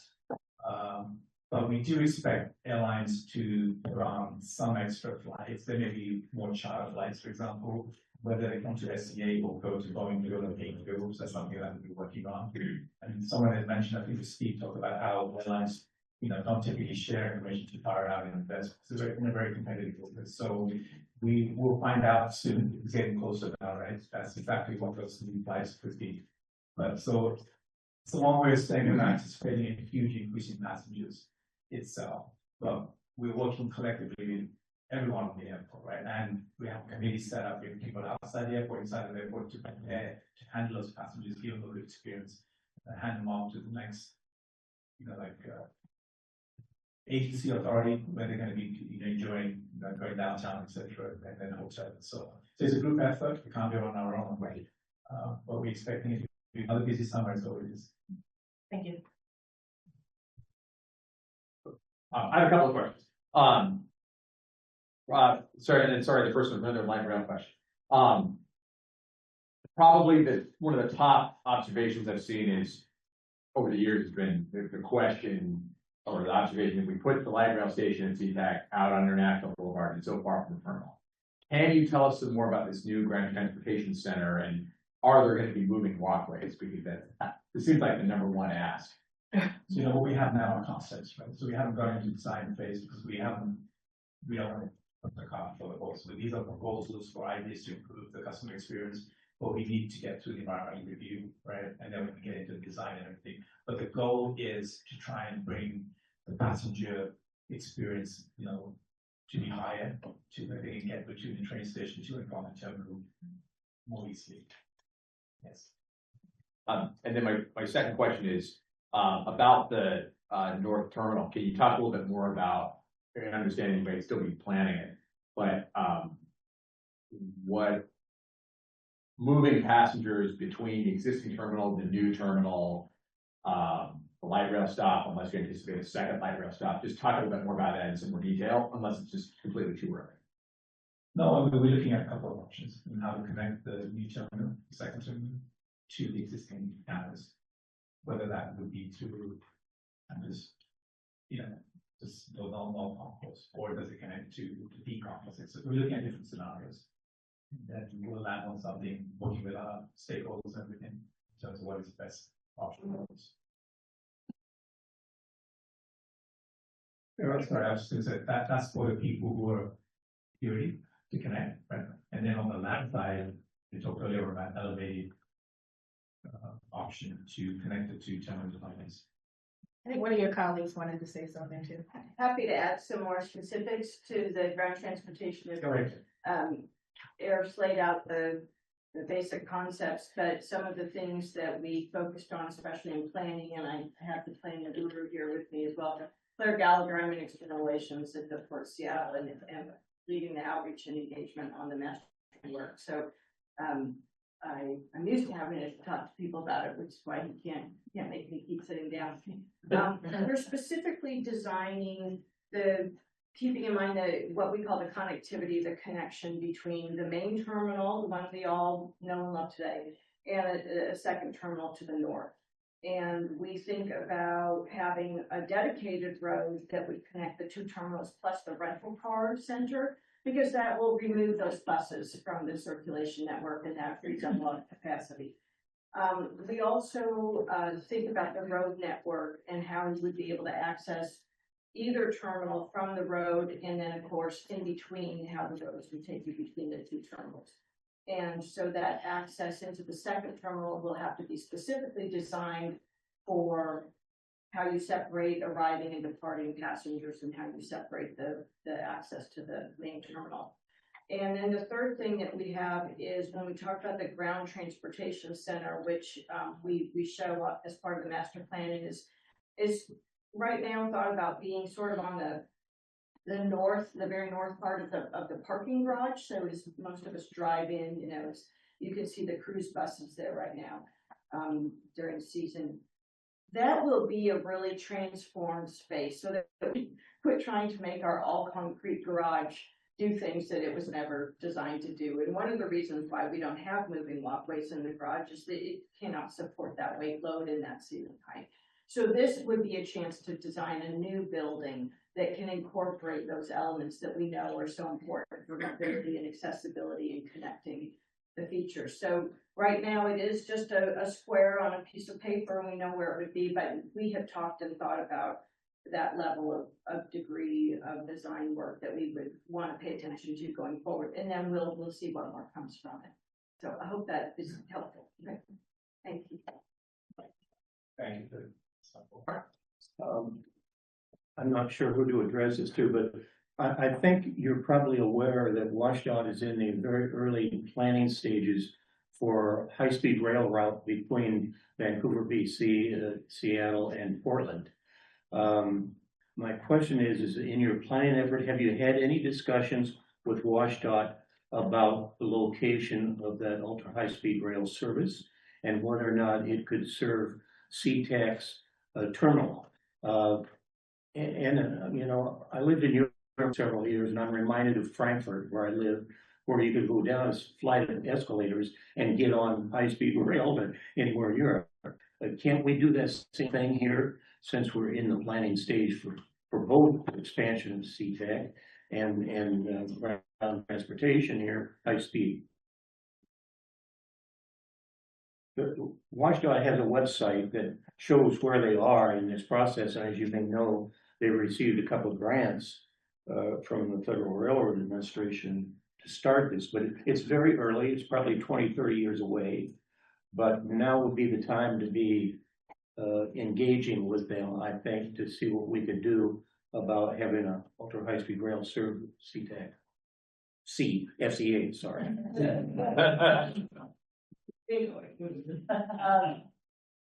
Really good questions, and concepts that I think many of us have been engaged with, either more or less over many years. I think we want to make sure to refine what we're trying to address most importantly when we think about that kind of design. Are we trying to replace what we would call short haul flights between SCA and Portland or other markets that are under 700 miles, 500-700 miles for short haul? In which case you don't necessarily bring people to the airport to then get on a train to go to another. You go metropolitan center to metropolitan center, you work more in the networks. But again, the way that people move and the way people connect continue to evolve. And so I think it's really important to just keep in mind. Or are you trying to address the fact that people may land or take off from SCA and they need to connect, to a different market? Are they likely to switch from a plane to a train, doing that kind of mode shift? I think those are all the things that you dive into when you talk about it. But you're exactly right that when we're in these early stages, make sure these things are vetted. When we worked with the Puget Sound Regional Council and state NFA several years ago, there was a lot of work about what is the catchment area, which you've heard us talk about earlier today, and what group of passenger activity are we really trying to address. And so we would continue to keep that in mind and look at it. We have seen, as you also heard us reference, quite a bit of uptick in the work of the folks taking light rail to the airport. So we know that populations are mobile and comfortable with using that mode more than when, of course, it first came online 20-something years ago. But great questions, and I think the first thing is, what set of topics are we wanting to address? What's the most important to get a hold of and advance the work? And we're too late for Frankfurt, so you're exactly right. That efficiency is a wonderful thing to have system-wide, isn't it? Thank you. And Gary, I can address that a little bit too, because I am WashDOT. And as WashDOT is working on the high-speed rail plan, part of the direction is to include air mobility. And so I've talked to them about looking at making YVR, which is Vancouver, BC, and SEA Airport and PDX be nodes on the line. Like you said, it's very early going now, and they're right now they're kind of focused on high-speed rail being in the I-5 corridor, which leaves out all of those airports. But we've had ongoing discussions about, if we're going to do something big, let's do it right. So we're kind of working through the issues right now. Good. It's good to hear. Thanks.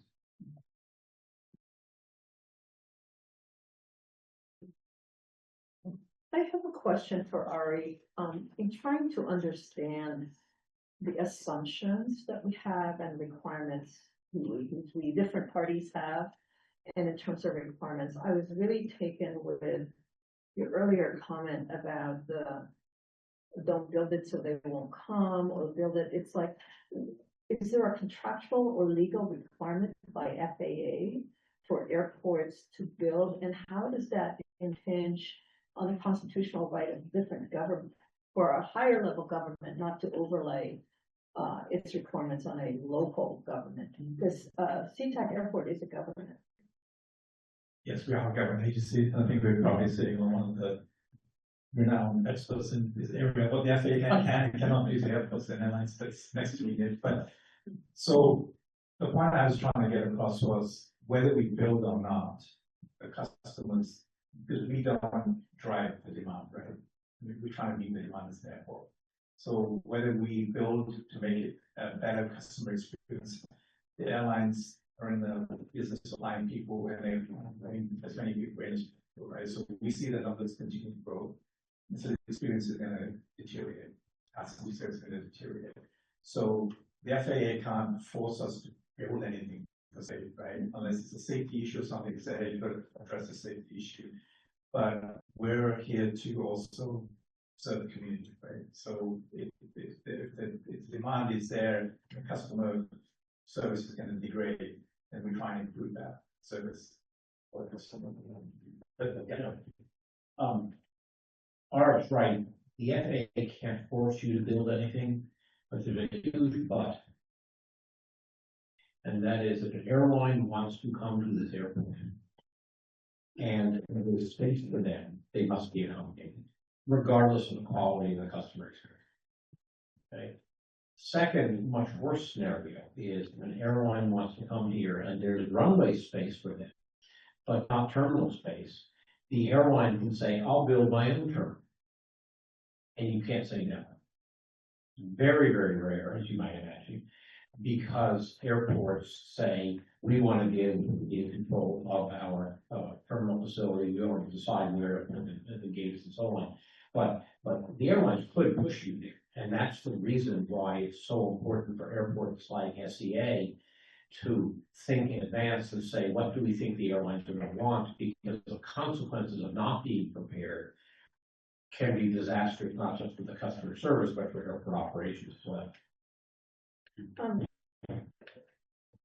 I may comment, from a non-airport community perspective, but from residents and not just near the airport, but under the flight paths.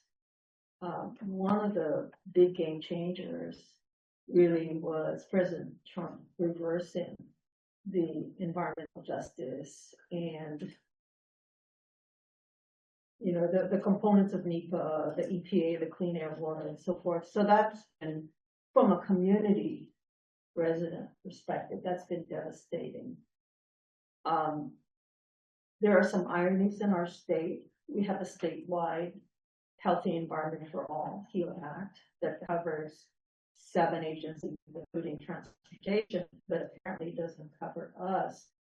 So at this stage, we really are, from community, pushing the conscience of the elected officials of the port to really have a balanced approach for both health, economic impact. There's no more shopping. There's a little area bigger shopping is captured at the airport, those kinds of things. This is really fascinating. Just a small question to finish my comment. Who is reviewing the SEPA analysis and approving it?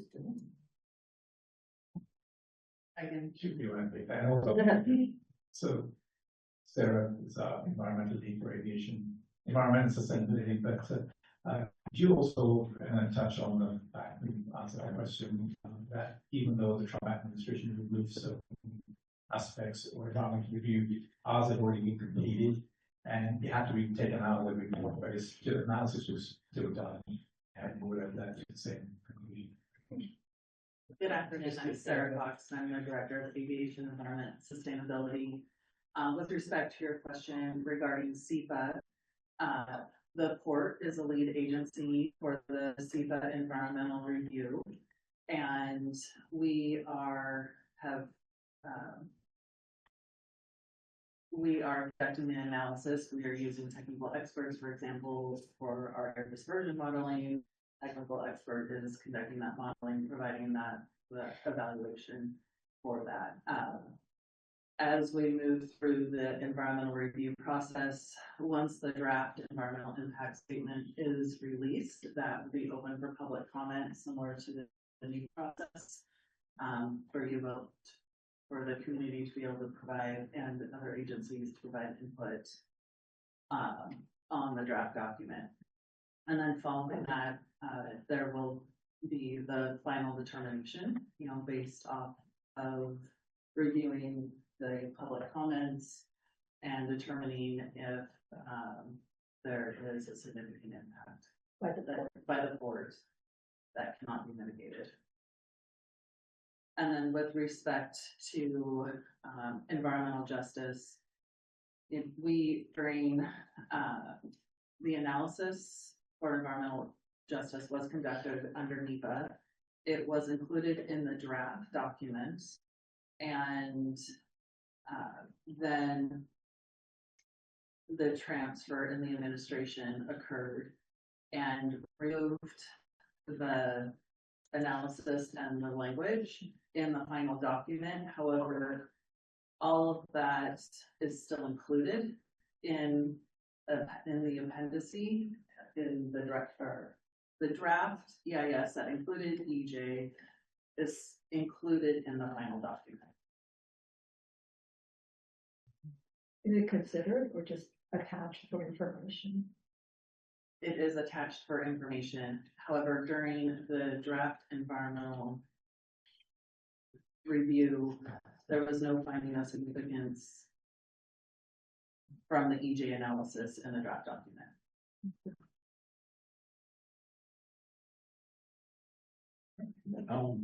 You already have it heavy enough with addressing your internal campus issues, whether it's terminal or whatnot. I'd have a question, your coordination and planning as to addressing your future needs with other airports around the region, whether that's Spokane, Portland, Boise, or the smaller Wenatchees, Moses Lakes, Pasco's, Yakima's. What historically has been your relationship with planning with your internal campus activities, but is that starting to transition as you are seeing the end of the light at the tunnel in terms of capacity improvements in the next 15, 20 years and building a relationship or improving your relationship with those other airports, medium and small, to address that next evolution of how you address capacity issues? So long question, short synopsis. How are you changing your strategies to coordinate with existing airports as part of your greater long-term capacity needs plan? Yeah, earlier on I mentioned how we are working together on accommodating flights for people local as a region, right? So I think that could serve as a model in how we do regional capacity needs, etc. One thing you have to remember is, and Steve spoke to us about the different governance models for different airports. So our region is, the airports are operated by different agencies and everything. So it's not something that the airport alone will just get ahead of, right? Because I mean, there are governing bodies, elected officials and everything that also have saying how the airports run in the region. But we're always willing to work with our peer airports, right? Our neighbors and everything. And we have those discussions, right? In terms of those lines are always open in terms of safety, so how we operate.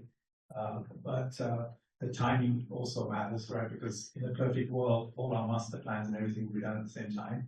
We can sync everything, but that's just not really well, right? So when I was managing Paint Fuel, for example, we had started a master plan and finished before it was finally needed. The air got down and asked, it's still in the process of being done. So it's you know, so it's difficult to completely sync with what other people are doing. But I think that's part of the task for this group also, is to identify how we're going to be potentially using other assets in the state, and not necessarily a new airport, but how do we use the existing system we have. So I think that's the genesis of this discussion. Well, Eric, I was gonna ask the same thing that Alan asked, we're a state committee here and really so much of what we're talking about is reflects I can't even say that, SeaTac. So, but I did want to know how your organization looks at working with us, but you're here, you're on the committee, and you're all the time, so I know when it gets to that point, SeaTac's gonna come online, we'll hear how they feel about this. So I'm glad you asked that question, Alan. I wanted to come back to the rail too, and I was wondering have we captured, or are we capturing data points on, we have the light rail now, that the stations continue to expand. Are we capturing a ridership that might be using that to go to the airport? Is anybody working on capturing that data? So, each station continues to be open, so passengers that are being dropped off at, light rail make it to the airport instead of driving or taking Uber. So I don't think we have a breakdown by station. I didn't mean station, but do we know that people are more and more people using light rail to make it to the airport instead of hiring an Uber? 11% of the people coming to the airport using the train. Okay. So, and then we're very excited to see these it's a line, 2 lines, because there are 2 lines. When that opens up to the east side, that we're hoping will bring in more people using the trains and driving into it. So, but yeah, 11% of the people coming to the airport right now using the train, which is pretty good.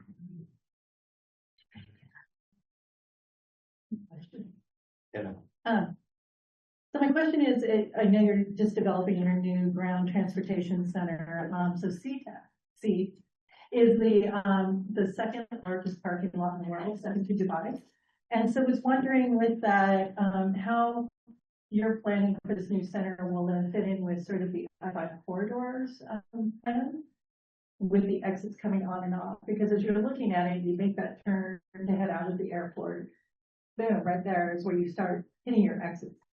So how is this plan then coordinated with that? And then I've got a second question. Yeah, so the second terminal will reach it. Right. So, and that would definitely mean moving some workers on property, property. So, but there will have more details on that. It should definitely be with that federal system. So during the environmental review process for surface transportation, we were in engagement partnering with WashDOT on what are their future plans, how our passenger forecasts align with their throughput forecasts as well. And so some of the mitigation that we're doing under surface transportation helps support or aligns with what WashDOT is doing. So we developed that in collaboration to what their future development plans are as well. Thank you. And to follow up on that, air pollution right now for your airport is the thoughts are is there's more pollution from ground transportation as opposed to air transportation. There's no facts on that as of yet data. With that, is there a decrease then on the number of parking spots? Is there then what is your decarbonization plan look like, and the percentage of what that will be after you do this change? So with respect to ground transportation decarbonization, there's multiple factors or contributors to that, whether that is the passengers, the shuttles, drives, and so we have that broken out into different modes. And so we are on a policy level, like for example, continuing to advocate for the conversion, I can't remember the exact year, but the EV vehicle purchases, I think in 2035. So those kind of regional state policies that's one element that we're focused on advocating for, because that is a regional lift. And also ties into the modes that are coming specifically to the airport. We continue to advocate for the light rail, these other modes, the TNCs, the Uber and Lyfts, because those tend to be, we have key performance indicators for those modes that they have to have a minimum mileage, factor, the emission factor.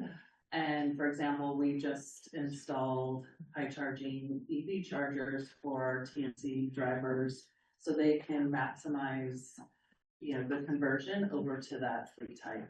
So those are some of the things that we're doing to reduce the emissions related to that traffic mode. So it's staying within the state's decarbonization plans, what you're looking at, too, again. It's a factor that we are continuing to advocate support for, in addition to the work that we're doing to educate our passengers and our employees on lower carbon modes to get to the airport. Thank you. Very last really quick question is the parking area and ground transportation still under the FAA as far as your full certification, or is it not? Or is that a separate?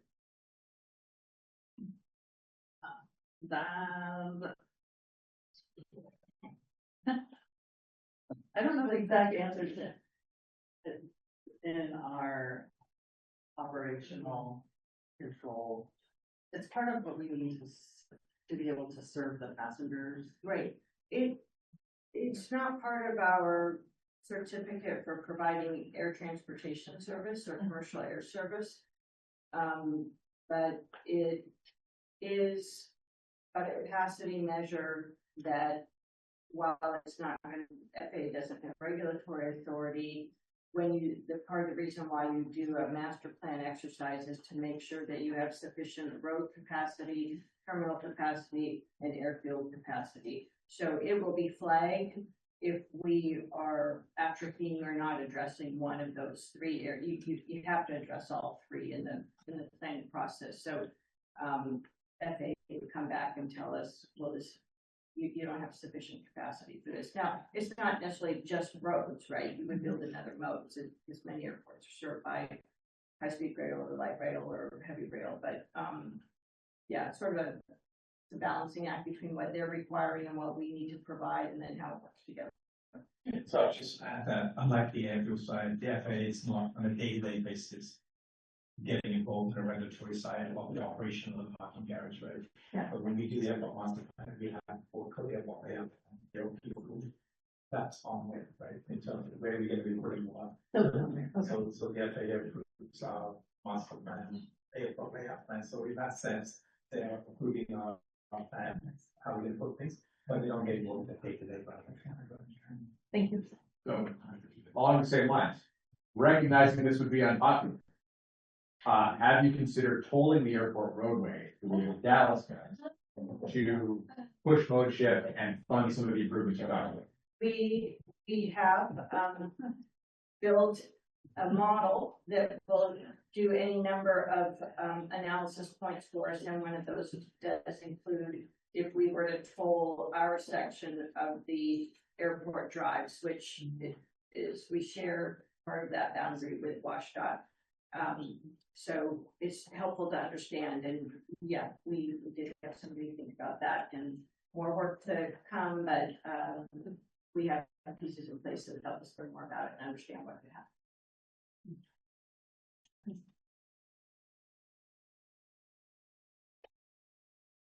I want to just comment on that a little bit too, because that's an issue that airports all over the country are discussing right now.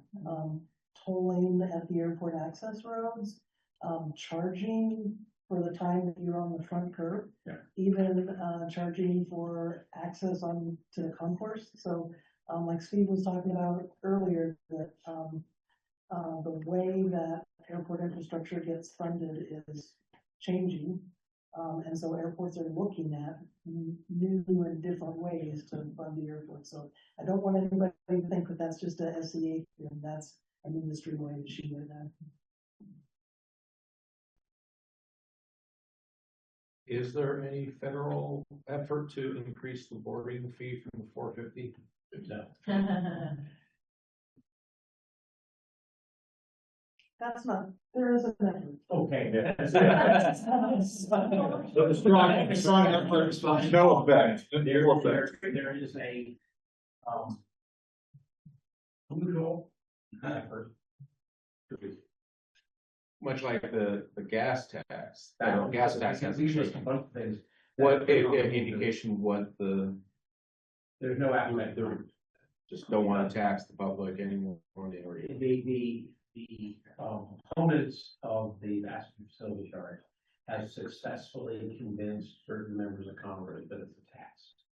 As opposed to a user fee. And once you use the word tax in Congress, you don't do it. Who are those proponents? The airlines. So, well, the airlines are lobbying, and of course, they have their friends in Congress. This has been going on literally for 2 decades. And has been decreasingly successful each of the years in the last 2 decades, and still cannot get any. So it's not likely to be successful absent of, meteor shower. I just add one thing, and, Peter and I are both supporting, one of the airport trade associations in the review of new revenue measures that airports might utilize, given increases in the smartphone use, the convenience of payment systems. Much like you can make a parking reservation today and you can go out and never touch a cashier by scanning your barcode or read your license plate reader. There's a number of different things that that could potentially be done. We're trying to look at that within the boundaries of federal law and regulation. In fact, we're having a meeting in about 2 weeks about that, and I'll at the appropriate time, I'm happy to update the group about it. But if I can, and Sarah's question went down the dangerous path, I want to make sure you understand, which is that there are lots of things you can charge. You can never charge for use of an airport facility. The purpose is to keep people from using the facility. That's an improper discrimination. So you may want to do it to raise money. And in the privacy of your own home, you may say maybe this would keep people from using it, but that cannot be the purpose. That's implemented locally. So totally the highway grade, maybe you do that so you can pay for more highway link, or charging people walking in the terminal, or charging them extra passengers. Those are all perfectly legitimate, as long as the purpose is to keep people from using the air. But to be clear, if you wanted to improve the roadway system, you could toll it and use the proceeds from that to build improvements to the roadway system. Just so we understand. All right, real quick, the 450, that money goes to the airport, correct? That's one, okay. Taxes. It almost seems like they're shooting themselves in their own foot. That eventually, if the rock isn't going to bleed anymore, how do you address the experience and the ability to move people that they want to have on the aircraft if you can't fund the improvements to do that? We'll take you to our friends at the airline industry, let you talk. I'm so sorry. So the slotting that the airlines have, I heard you earlier say none of that goes to the airport. So none of that helps to fund the airport and the slots at all. And those are constructed by the airport, not by the airlines, correct? Not quite. Okay. That's a matter of the pricing policy of the airline. So there are airports that allow the airlines to trade slots and pay each other for slots. And I'm using the small s slot, not the capital S slot, not the formal slot system. So some airports allow that trading of spaces, say, to slots, and the airlines can pay. There are other airports that say this is our asset, and if you're going to trade it, you don't pay us. That's a policy call by the airport. Either one of those is accepted. For the non-airport owned slots, is that a permanent transition of ownership? No. Or it can be rental, or it can be both? It's right. I mean, it is generally for the duration of the airline's what's called use and lease agreement. Airlines have agreements to use the airport, and those agreements can be as little as 5 and as long as 20 years. And so it's a transfer of the rights under the use and lease agreement for the use of a particular area of the airport or a time of day of the year. And are the continuance of that 5 to 20 year period ironclad, or can the owning airline rescind the agreement for? That's a function of the agreement being with airlines. At the end of the airline use lease agreement, that agreement has to be renegotiated with the airport. And that's usually a fairly contentious, complex process because in terms of engagement shape. Would you, when do you ready to let this expire? 1 year, not 10 years. So they got 9 years. And that's one reason the airports don't sign agreements really more than 10 years anymore. The industry is so dynamic, and if airlines are tying up the assets and passing them to others within a 10-year period, tax on the ground change. Why would you want to delegate that decision making to a private interest that might not be compatible with your public interest? You talk about deregulation. Prior to deregulation, there would be combination of a 50-year agreement with a specific airline that was European airline.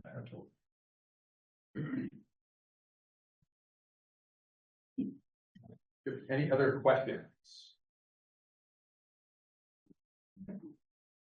Okay.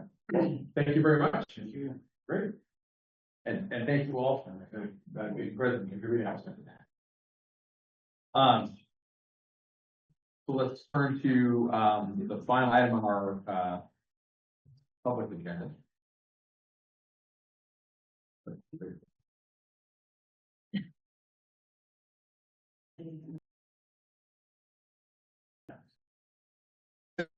The date for our will be our June meeting, assuming we're keeping up the pattern of meeting every 2 months. Reminder that the April meeting is being hosted by Mr. Miller and Coach Lake.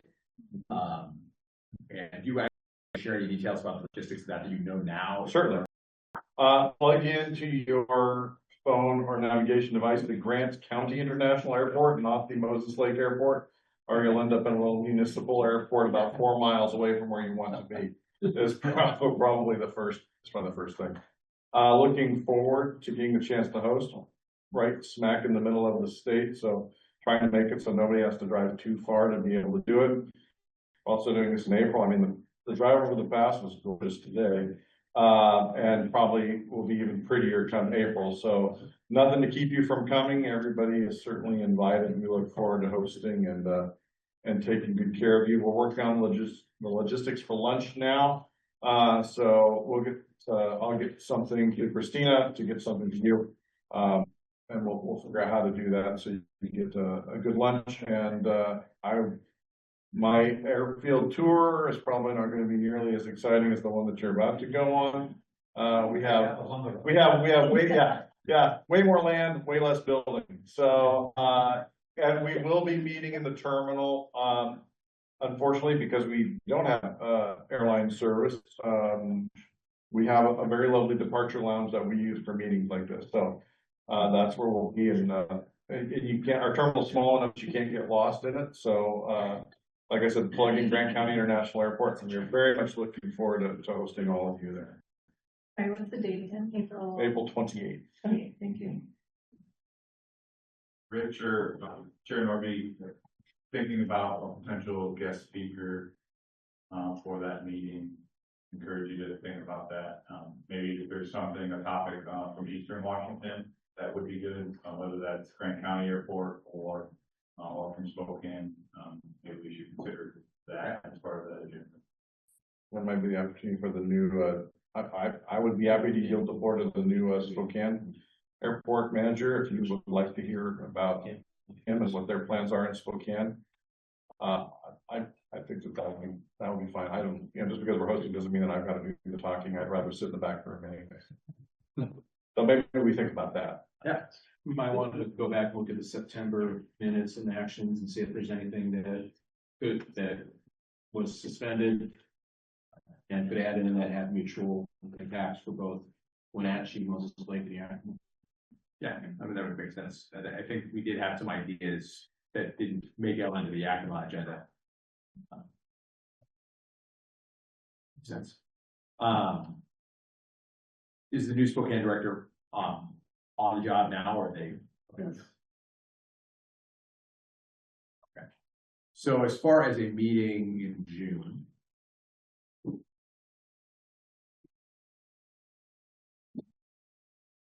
Or June-ish. Late June, I'm hoping. Well. I would actually suggest perhaps sometime in the first week of July. Following the July holiday weekend. Now that I actually look at my calendar. Late June. Is it really July like June? That's really late June. That's fine. Like Thursday, July 9th? Yes. What was wrong? Not ideal. This calendar. My calendar. Oh. Pre-planned family vacation last 2 weeks. Well. Bruce has his hand raised. Oh, yes, sure. Horace, did you have something to say? I was just gonna say in June, there's a very large airport conference in Salt Lake, the week of the 21st, that there may be some of us attending.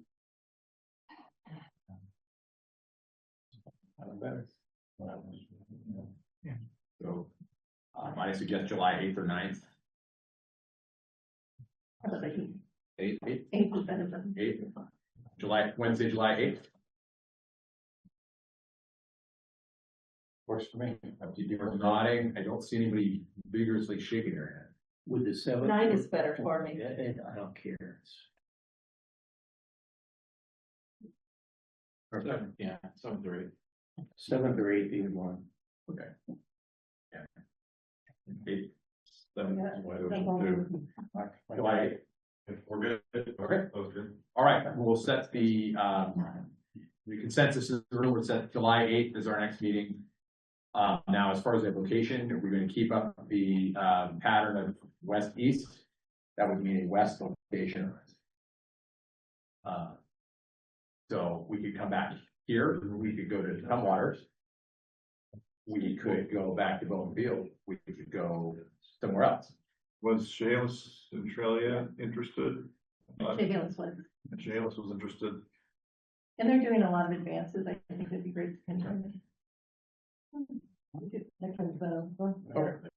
We're very interested tentatively, and one of the date works. Oh, okay. Then it's a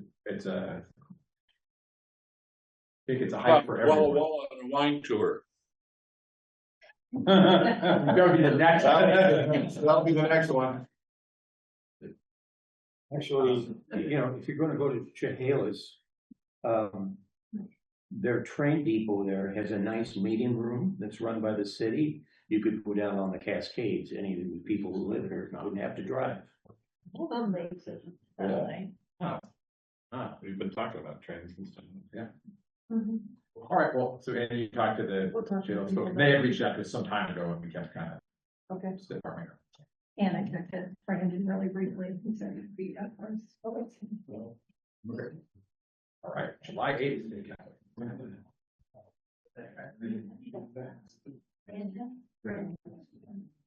Okay.